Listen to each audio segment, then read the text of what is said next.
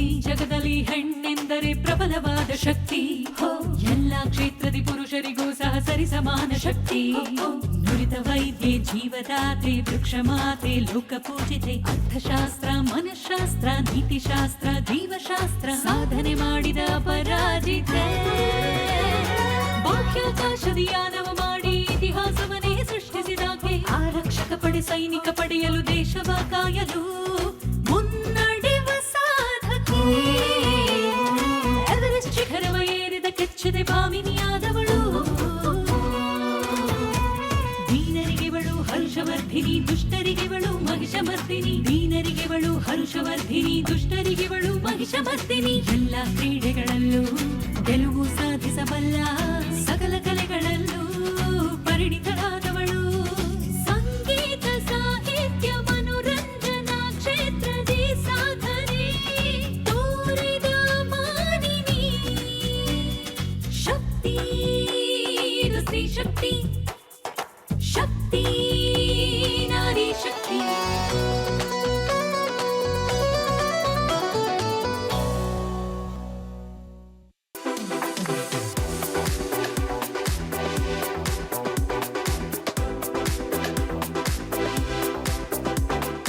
ಎಲ್ಲರಿಗೂ ನಮಸ್ಕಾರ. ಮಹಿಳೆಯರನ್ನು ಸಂಭ್ರಮಿಸುವ ಶಕ್ತಿ ಕಾರ್ಯಕ್ರಮಕ್ಕೆ ಪ್ರೀತಿಯ ಸ್ವಾಗತ. ಜಗದ ಆದಿ, ಜೀವ ಜಗತ್ತಿನ ಬುನಾದಿ. ಪ್ರಸ್ತುತ ಜಗತ್ತಿನ ಅರ್ಧದಷ್ಟು ಆರ್ಥಿಕತೆಯ ರೂವಾರಿ ಕೂಡ. ಪ್ರಕೃತಿಯ ಸೊಬಗು, ಬೆರಗು, ಮನೆ ಮನಗಳ ನಂದಾದೀಪ, ಛಾಯೆ, ಮಾಯೆ. ಅದೆಷ್ಟೇ ಹೊಗಳಿದರೂ ಮತ್ತಷ್ಟು ಉಳಿಸಿಕೊಂಡು ಬಿಡುವ ಪ್ರೀತಿಯ ಯಾರವಳು? ಹೆಣ್ಣು, ಮಾನಿನಿ. ಹೆಣ್ಣು ಮಕ್ಕಳ ಈ ಸಂಭ್ರಮದ ಆಚರಣೆಯಲ್ಲಿ ನಾವಿದ್ದೇವೆ. ಯಾವುದೇ ಕಾರ್ಯಕ್ರಮ? ಮತ್ತೇನು, ಮಾರ್ಚ್ 8 ವಿಶ್ವ ಅಂತಾರಾಷ್ಟ್ರೀಯ ಮಹಿಳಾ ದಿನಾಚರಣೆ. ಈ ಕಾರ್ಯಕ್ರಮವನ್ನು ಸಂಭ್ರಮಿಸುವ ಹೊತ್ತಲ್ಲಿ ಇದೀಗ ನಮ್ಮೊಡನೆ ಅತಿಥಿಗಳಿದ್ದಾರೆ, ಹಾಗೆಯೇ ಹಲವಷ್ಟು ಪ್ರೇಕ್ಷಕ ಪ್ರಭುಗಳು ಇದ್ದಾರೆ. ಇವರೊಂದಿಗೆ ಮಹಿಳಾ ದಿನಾಚರಣೆಯ ಉದ್ದೇಶ, ಧ್ಯೇಯ, ಏಕೆ ಮಹಿಳೆಯರ ದಿನಾಚರಣೆ, ಈ ಕುರಿತಾಗಿ ಒಂದಿಷ್ಟು ಮಾತನಾಡೋಣ, ಒಂದಿಷ್ಟು ನಗೋಣ, ಸಂಭ್ರಮಿಸೋಣ ಅನ್ನುತ್ತಾ ಈ ಕಾರ್ಯಕ್ರಮವನ್ನು ಆತ್ಮೀಯವಾಗಿ ನಿಮಗೆ ಅರ್ಪಿಸ್ತಾ ಇದ್ದೇನೆ. ಕಾರ್ಯಕ್ರಮಕ್ಕೆ ಆಗಮಿಸಿರುವ ಪ್ರತಿಯೊಬ್ಬರಿಗೂ ಹೃತ್ಪೂರ್ವಕ ಸ್ವಾಗತ, ಸುಸ್ವಾಗತ. ಮೊಲೆ ಮುಡಿ ಬಂದಡೆ ಹೆಣ್ಣೆಂಬರು, ಗಡ್ಡ ಮೀಸೆ ಬಂದಡೆ ಗಂಡೆಂಬರು. ನಡುವೆ ಸುಳಿವ ಆತ್ಮನು ಹೆಣ್ಣು ಅಲ್ಲ ಗಂಡು ಅಲ್ಲ ಕಾಣ ರಾಮನಾಥ. ಹೀಗೆ ವಚನಕಾರರು ಹೇಳ್ತಾರೆ. ನಮ್ಮೊಳಗೆ ಅಂತಹ ಒಂದು ತತ್ವ ಉಳಿದು ಬಿಟ್ಟರೆ ನಾವು ಸಮಾನತೆಯನ್ನು ಹೀಗೆ ಎಲ್ಲೆಡೆ ಸಾರಿ ಹೇಳುವ ಅಗತ್ಯವೇ ಉಳಿಯೋದಿಲ್ಲ. ಆದರೆ ಸಮಾನತೆಯನ್ನು ನಾವು ಕೇಳುವ ಅವಶ್ಯಕತೆ ಇದೆ. ಇಂತಹ ಕೇಳುವ ಹೊತ್ತಿನಲ್ಲಿ ಹೆಣ್ಣು ಅಂದರೆ ಯಾರು, ಹೆಣ್ಣಿನ ಅಸ್ಮಿತೆ ಏನು, ಅಸ್ತಿತ್ವಗಳೇನು, ಆಕೆಯ ಹಕ್ಕು ಬಾಧ್ಯತೆಗಳೇನು, ಎಲ್ಲದರ ಕುರಿತಾಗಿ ಚುಟುಕಾಗಿ ಚರ್ಚೆಯನ್ನು ನಮ್ಮೊಟ್ಟಿಗೆ ಮಾಡಲಿಕ್ಕೆ ಈ ಒಂದು ಸ್ಟುಡಿಯೋಗೆ ಆಗಮಿಸಿದ್ದಾರೆ ಖ್ಯಾತ ಕವಿ, ಸಾಹಿತಿ, ಪತ್ರಕರ್ತೆ, ಹಾಗೆಯೇ ಸ್ತ್ರೀವಾದಿ ಚಿಂತಕಿಯಾದಂತಹ ಪ್ರತಿಭಾ ನಂದಕುಮಾರ್ ಅವರು. ಆತ್ಮೀಯವಾದ ಸ್ವಾಗತ. ಅವರಷ್ಟೇ ಮಾತನಾಡಿದರೆ, ನಾನಷ್ಟೇ ಅವ್ರಿಗೆ ಪ್ರಶ್ನೆ ಕೇಳಿದರೆ ಚರ್ಚೆ ಎಲ್ಲಾಗತ್ತೆ. ಚರ್ಚೆಗೆ ಬೇಕೇ ಬೇಕಲ್ವೇ ಒಂದಿಷ್ಟು ಮುಖಗಳು, ಹಾಗೆಯೇ ಪ್ರಶ್ನೆ ಕೇಳುವಂತಹ ಹೊಳಹಿರುವ ಪ್ರೇಕ್ಷಕರು. ನಿಮ್ಮೆಲ್ಲ ಪ್ರೇಕ್ಷಕ ಮಹಾಶಯರಿಗೆ ಆತ್ಮೀಯ ಧನ್ಯವಾದಗಳು. ಕಾರ್ಯಕ್ರಮಕ್ಕೆ ಸ್ವಾಗತ. ಯಾಕೆ ವಿಶ್ವ ಮಹಿಳಾ ದಿನಾಚರಣೆ, ಅಂತಾರಾಷ್ಟ್ರೀಯ ಮಹಿಳಾ ದಿನಾಚರಣೆ? ಮೊದಲನೇದಾಗಿ ಯುರೋಪ್ ಹಾಗೂ ಉತ್ತರ ಅಮೆರಿಕಾದಲ್ಲಿ ಮಹಿಳೆಯರು, ಅದರಲ್ಲೂ ಕಾರ್ಮಿಕರು ಪ್ರಾರಂಭಿಸಿದಂತಹ ಹೋರಾಟ, ಹಾಗೆಯೇ ಹೆಣ್ಣು ಮಕ್ಕಳಿಗೆ ಮತದಾನದಲ್ಲಿ ಹಕ್ಕು ಬೇಕು ಎನ್ನುವಂತಹ ಹೋರಾಟ ಪ್ರಾರಂಭ ಆದಂದಿನಿಂದ 1911ರಲ್ಲಿ ಮೊದಲ ಬಾರಿಗೆ ಮಾರ್ಚ್ 8 ಅಂತಾರಾಷ್ಟ್ರೀಯ ಮಹಿಳಾ ದಿನಾಚರಣೆ ಅಂತ ಪ್ರಾರಂಭಿಸಲಾಯಿತು.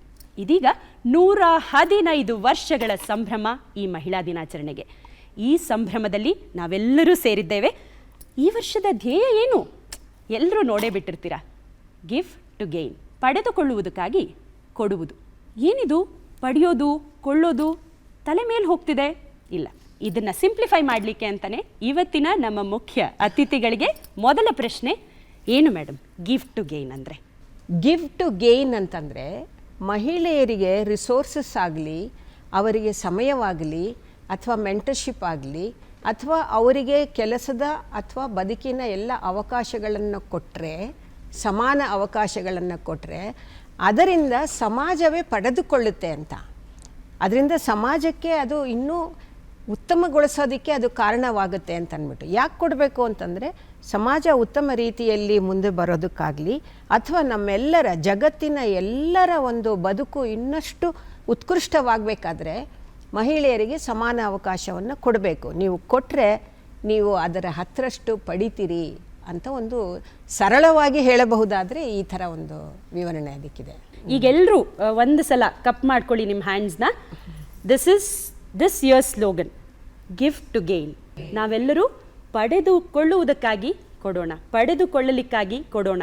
ನಾವು ನಮ್ಮ ಸುತ್ತ ನಾವು ಪ್ರೀತಿ ಹಂಚಿದ್ರೆ ಪ್ರೀತಿ ನಮಗೆ ಬರುತ್ತೆ, ಮಮತೆ ಹಂಚಿದ್ರೆ ಮಮತೆ ನಮ್ಮನ್ನು ಸಿಂಗರಿಸುತ್ತೆ. ಹಾಗೆಯೇ ನಾವು ನಮ್ಮನ್ನು ಯಾರಾದರೂ ಹೇಗೆ ನೋಡ್ಕೋಬೇಕು ಅಂತ ಅನ್ಕೋತೀವೋ ಹಾಗೆ ನಾವು ಇನ್ನೊಬ್ರನ್ನ ನೋಡಿಕೊಂಡ್ರೆ ಅದೇ ಪ್ರೀತಿ ನಮಗೆ ತಟ್ಟುತ್ತೆ ಅಲ್ವಾ. So it's give to gain. ಧನ್ಯವಾದ ಮೇಡಮ್. ಮುಂದಿನ ಪ್ರಶ್ನೆ, ಸ್ತ್ರೀವಾದ ತುಂಬ ಹೆವಿ ಪದ ಅನಿಸುತ್ತೆ. ಫೆಮಿನಿಸ್ಟ್ ಅಂದ ತಕ್ಷಣ ಏನೋ ಮಾಡರ್ನ್ ಆಗಿ ಬಟ್ಟೆ ಹಾಕೊಳ್ಳೋದು, ಯಾವುದೋ ಒಂದು ರೀತಿಯಲ್ಲಿ ಹಳೆಯ ಥಾಟ್ಸ್ಗಳಿಂದೆಲ್ಲ ಆಚೆ ಬಂದುಬಿಟ್ಟು ನಾನು ಏನೋ ಸಾಧನೆ ಮಾಡಿದ್ದೀನಿ ಅನ್ನೋ ಗುಂಗಲ್ಲಿರ್ತಾರೆ, ಅಥವಾ ಒಂದು ತಾವು ದುಡಿತೀವಿ ಅನ್ನೋ ಅಹಂಕಾರ ಇರುತ್ತೆ ಅನ್ನುವಂತಹ ಒಂದು ರೂಢಿಗತ ಭಾವಗಳು ಎಷ್ಟೇ ಹೊರಗೆ ಬಂದರೂ ಕೂಡ ಫೆಮಿನಿಸಮ್ ಅಂದರೆ ಆ ಭಾವ ಇದೆ. ನಿಜವಾದ ತಾತ್ವಿಕ ಅರ್ಥದಲ್ಲಿ ಸ್ತ್ರೀವಾದ ಫೆಮಿನಿಸಮ್ ಅಂದರೆ ಏನು? ಅದು ಬಹಳ ಸುಲಭ ಆ್ಯಕ್ಚುಲಿ. ಅದು ಸ್ತ್ರೀವಾದ ಅಂತಂದರೆ ಹೆಣ್ಣು ಅನ್ನುವ ಕಾರಣಕ್ಕಾಗಿಯೇ, ಅದೊಂದೇ ಕಾರಣಕ್ಕಾಗಿಯೇ ತುಳಿತಕ್ಕೆ ಒಳಗಾಗುವ ಅಥವಾ ಅವಕಾಶದಿಂದ ವಂಚಿತಳನ್ನಾಗಿಸುವ ಅಥವಾ ಅವಳ ಮೇಲೆ ಶೋಷಣೆಯನ್ನು ಹೊರಿಸುವ ಇವೆಲ್ಲವನ್ನು ವಿರೋಧಿಸುವುದಷ್ಟೇ ಸ್ತ್ರೀವಾದ ಅನ್ನೋದು. ಸ್ತ್ರೀವಾದ ಅಂತಂದರೆ ಅದು ಪುರುಷ ದ್ವೇಷತನ ಅಲ್ಲ. ಸ್ತ್ರೀವಾದ ಅಂದರೆ ಸ್ವೇಚ್ಛಾಚಾರ ಅಲ್ಲ. ಯಾಕಂದರೆ ಎಲ್ಲಿಯವರೆಗೆ ನಾವು ಸ್ತ್ರೀಯರಿಗೆ ಸಮಾನ ಅವಕಾಶಗಳನ್ನು ಕೊಡ್ತೀವೋ ಅಲ್ಲಿಯವರೆಗೆ ಆಕೆ ತನ್ನ ಜವಾಬ್ದಾರಿಯನ್ನು ತಿಳಿದುಕೊಂಡು ತಾನೂ ಒಂದು ಉನ್ನತ ಮಟ್ಟಕ್ಕೆ ಏರ್ತಾಳೆ, ಜೊತೆಗೆ ತನ್ನ ಸುತ್ತಲ ಸಮಾಜ, ಕುಟುಂಬ ಎಲ್ಲವನ್ನೂ ಒಂದು ಉತ್ತಮ ಬದುಕಿಗೆ ಕಾರಣಳಾಗ್ತಾಳೆ ಅಂತನ್ನೋದು. ಸೊ ಸ್ತ್ರೀವಾದ ಅಂದ ತಕ್ಷಣವೇ ಎಲ್ಲರೂ ಈ ಥರ ಎಲ್ಲ ತಪ್ಪು ತಿಳ್ಕೊತಾರಲ್ಲ, ಅದು ಅವರ ತಪ್ಪದು. ಅವರು ಅದನ್ನು ಸರಿಯಾಗಿ ಅರ್ಥ ಮಾಡ್ಕೋಬೇಕೇ ಹೊರತು ಆ ಡೆಫಿನೇಷನ್ದೇ ತಪ್ಪಲ್ಲ ಅದು. ಸ್ತ್ರೀವಾದ ಅಂತನ್ನೋದು ಇಲ್ದಿದ್ರೆ ನೋಡಿ ಯಾವಾಗಲೂ ಮೂಲೆ ಗುಂಪಾಗೇ ಇರಬೇಕು. ಈಗ 100 ವರ್ಷದ ಹಿಂದೆ ಕೂಡ ನಮ್ಮ ಸಮಾಜದಲ್ಲಿ ಮಹಿಳೆಗೆ ಎಷ್ಟು ಅವಕಾಶ ಇತ್ತು? ಅವಕಾಶಗಳು ಇರಲಿಲ್ಲ. ಸೊ ಅವಳಿಗೆ ಸೀಮಿತವಾದ ಒಂದು ಪಾತ್ರವನ್ನು ಕೊಟ್ಟು ಅದನ್ನು ನೀನು ನಿರ್ವಹಿಸ್ಕೊಂಡಿದ್ರೆ ಸಾಕು ಅಂತ ಇತ್ತು. ಆ ಪಾತ್ರವನ್ನು ಸರಿಯಾಗಿ ನಿರ್ವಹಿಸಿದಾಗ ಕೂಡ ಆಕೆಯ ಅಸ್ಮಿತೆಗೆ ನ್ಯಾಯ ಸಿಗ್ತಾ ಇತ್ತಾ ಅಂದರೆ ಇಲ್ಲ ಅಂತ ಇತ್ತು.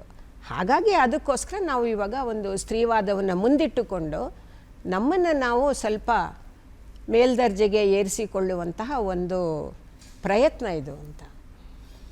ಎಷ್ಟು ಅಗಾಧವಾದ ಡೆಫಿನೇಷನ್ ಇದೆ ಅಲ್ವಾ. ಹೌದು, ನಮ್ಮ ಮನೆಯಲ್ಲಿ ಅಮ್ಮಂದ್ರು ಕೆಲಸ ಮಾಡಿದಾಗ ನಾವು ಯಾವಾಗಲೂ ಪ್ರಶ್ನೆನೇ ಮಾಡಲಿಲ್ಲ, ನೀನು ಮಾತ್ರ ಯಾಕೆ ಕೆಲಸ ಮಾಡ್ತಿದ್ಯಾ ಅಂತ. ನಾವು ಅವರನ್ನೇ ನೋಡ್ಕೊಂಡು ಬೆಳೆದ್ವಿ, ನಾಳೆ ನಾವು ಅದನ್ನೇ ಮಾಡೋಕ್ಕೆ ಶುರು ಮಾಡಿದ್ವಿ.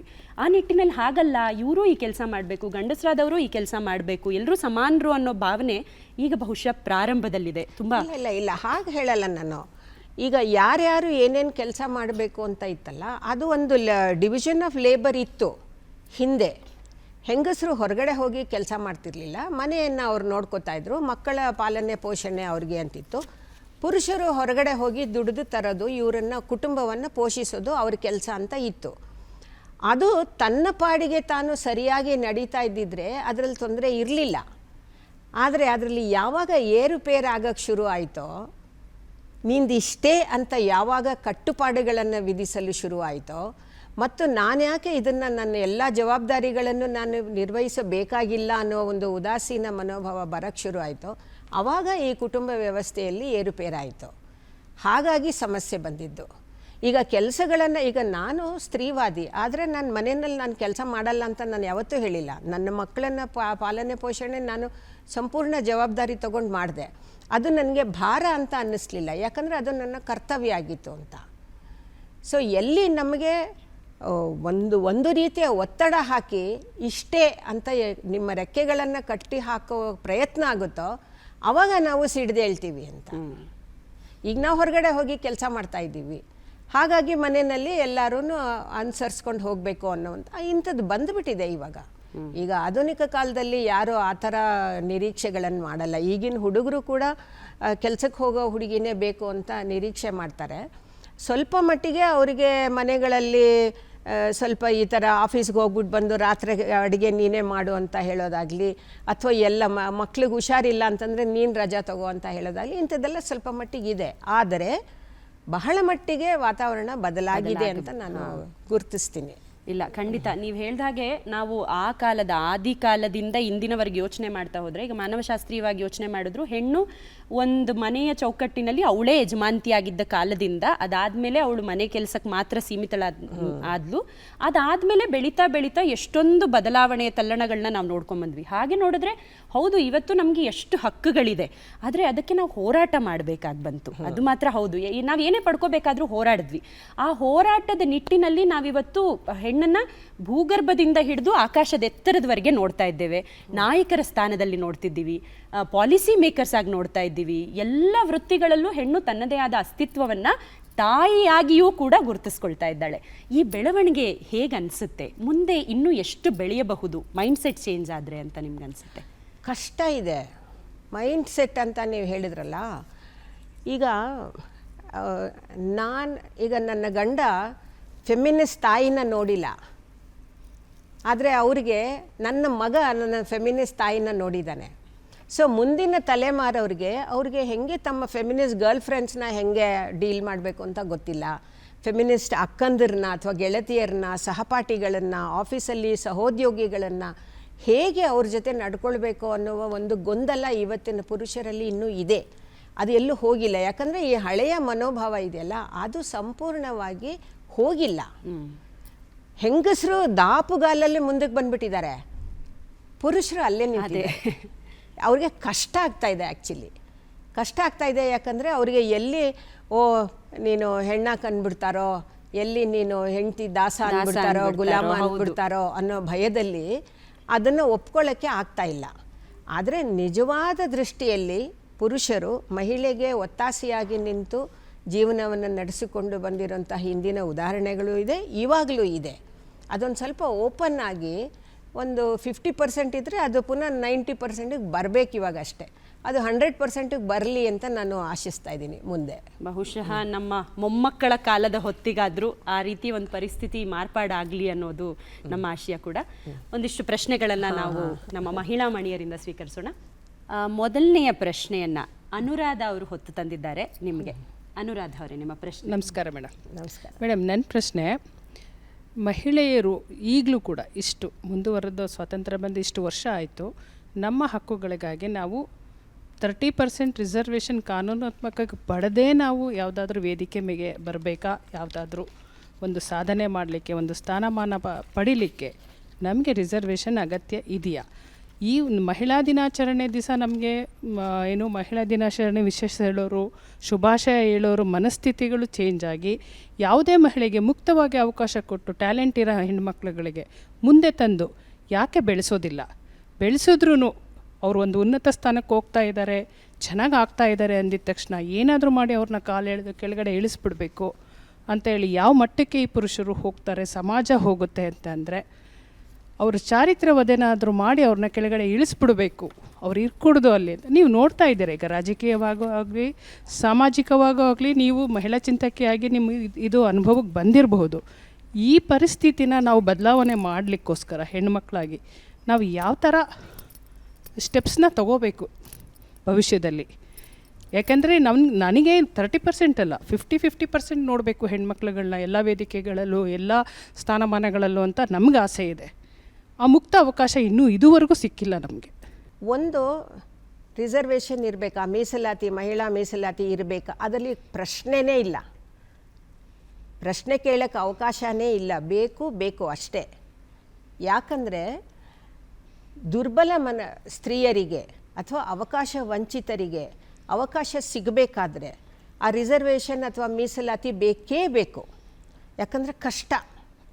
ಎರಡನೇ ನೀವೇನು ಹೇಳಿದ್ರಿ ಅಂತಂದರೆ, ಅವಕಾಶ ಪಡೆದುಕೊಂಡ ಮಹಿಳೆಯರು ತುಂಬ ಉನ್ನತ ಸ್ಥಾನಕ್ಕೆ ಹೋದಾಗ ಅಥವಾ ತುಂಬ ಚೆನ್ನಾಗಿ ಪರ್ಫಾರ್ಮ್ ಮಾಡಿದಾಗ ಅವ್ರ ಬಗ್ಗೆ ಬರುವ ಆಕ್ಷೇಪಣೆಗಳು, ಹೊಟ್ಟೆ ಕಿಚ್ಚು, ಟೀಕೆಗಳು, ಅದ್ರ ಬಗ್ಗೆ ಹೇಳಿದ್ರಿ.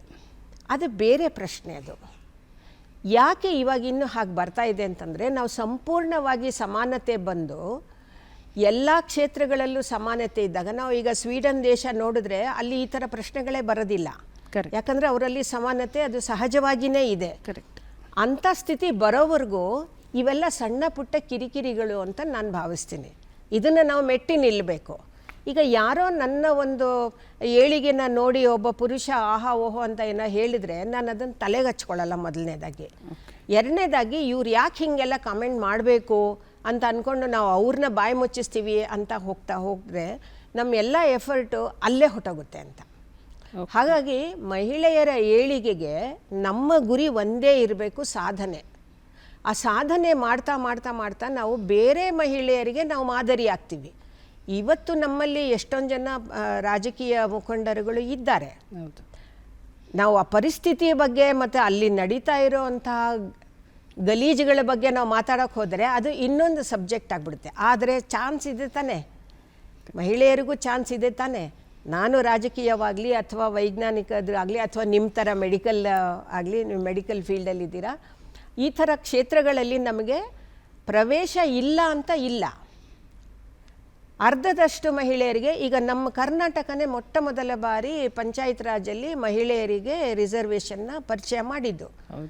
ಒಂದೇ ಸತಿಗೆ 1,00,000 ಮಹಿಳೆಯರು ಈ ರಾಜಕೀಯ ಆಡಳಿತ ಕ್ಷೇತ್ರದೊಳಗಡೆ ಬಂದರು. ಅವರು ಕೆಲವರು ಅನಕ್ಷರಸ್ಥರಾಗಿದ್ದರು, ಆದರೆ ಮೀಸಲಾತಿಯಿಂದಾಗಿ ಅವರು ಅಧಿಕಾರವನ್ನು ಪಡೆದುಕೊಂಡ್ರು. ಅವ್ರಿಗೆ ಟ್ರೈನಿಂಗ್ ಕೊಟ್ಟರು, ತರಬೇತಿ ಕೊಟ್ಟು. ಯಾಕಂದರೆ ಫಸ್ಟ್ ಬ್ಯಾಚ್ ಇಂಥ ಮಹಿಳೆಯರು ಬಂದಾಗ ಆ ಹೆಂಡತಿಯರನ್ನೆಲ್ಲ ಮನೇಲಿ ಕೂರಿಸ್ಬಿಟ್ಟು ಗಂಡಂದ್ರೆ ಬಂದು ಆಫೀಸಲ್ಲಿ ಕೂತ್ಕೋತಾ ಇದ್ರು. ಅದು ಬದಲಾಗಬೇಕಾಯ್ತು. ಬದಲಾಗೋಕ್ಕೆ ಒಂದು ಸ್ವಲ್ಪ ಸಮಯ ತಗೋತು. ಇವಾಗ ಹಂಗಾಗ್ತಾ ಇಲ್ಲ. ಅಕಸ್ಮಾತ್ ಹಂಗಿದ್ರೂ ಅಂಥ ಒಂದು ಕೇಸ್ಗಳನ್ನು ನಾವು ಅಡ್ರೆಸ್ ಮಾಡಬಹುದು.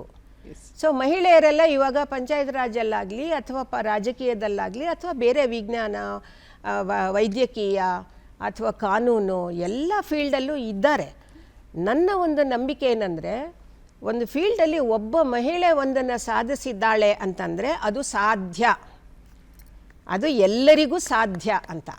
ಸೊ ಒಬ್ಬ ಹಿಮಾಲಯ ಹತ್ತಿದ್ದಾನೆ ಅಂದರೆ ಯಾರು ಬೇಕಾದರೂ ಹತ್ತಬಹುದು ಅಂದಂಗೆ. ಸೊ ನಮ್ಮಲ್ಲೂ ಈಗ ಅಲ್ಪಸಂಖ್ಯಾತರಿಂದಾನೇ ಎಷ್ಟೋ ಜನ ಜಡ್ಜ್ ಆಗಿದ್ದಾರಲ್ಲ, ಅವ್ರನ್ನ ನೋಡಿದಾಗ ಸೊ ಒಬ್ಬ ಅಲ್ಪಸಂಖ್ಯಾತ ಮಹಿಳೆ ಜಡ್ಜ್ ಆಗಿದ್ದಾಳೆ ಅಂದರೆ ಬೇರೆಯವ್ರಿಗೂ ಸಾಧ್ಯ ಅದು ಅಂತ ತೋರಿಸಿಕೊಟ್ಟ ಹಾಗೆ. ಸೊ ನಾವು ಆ ಕಡೆ ನೋಡಬೇಕೇ ಹೊರತು ಈ ಕಾಲು ಎಳೆಯೋರು ಇದ್ದಾರಲ್ಲ ಅವ್ರ ಕಡೆಗೆ ತುಂಬ ಜಾಸ್ತಿ ಗಮನ ಕೊಡಬಾರ್ದು. ಅದು ಒಂದು ಒಂದು ಲೆವೆಲಲ್ಲಿ ಅದನ್ನು ಹೇಳ್ಬೋದು. ಆದರೆ ಹೀಗೆ ಯಾಕಪ್ಪ ನೀವು ಟೀಕೆ ಮಾಡ್ತಾ ಇದ್ದೀರಿ?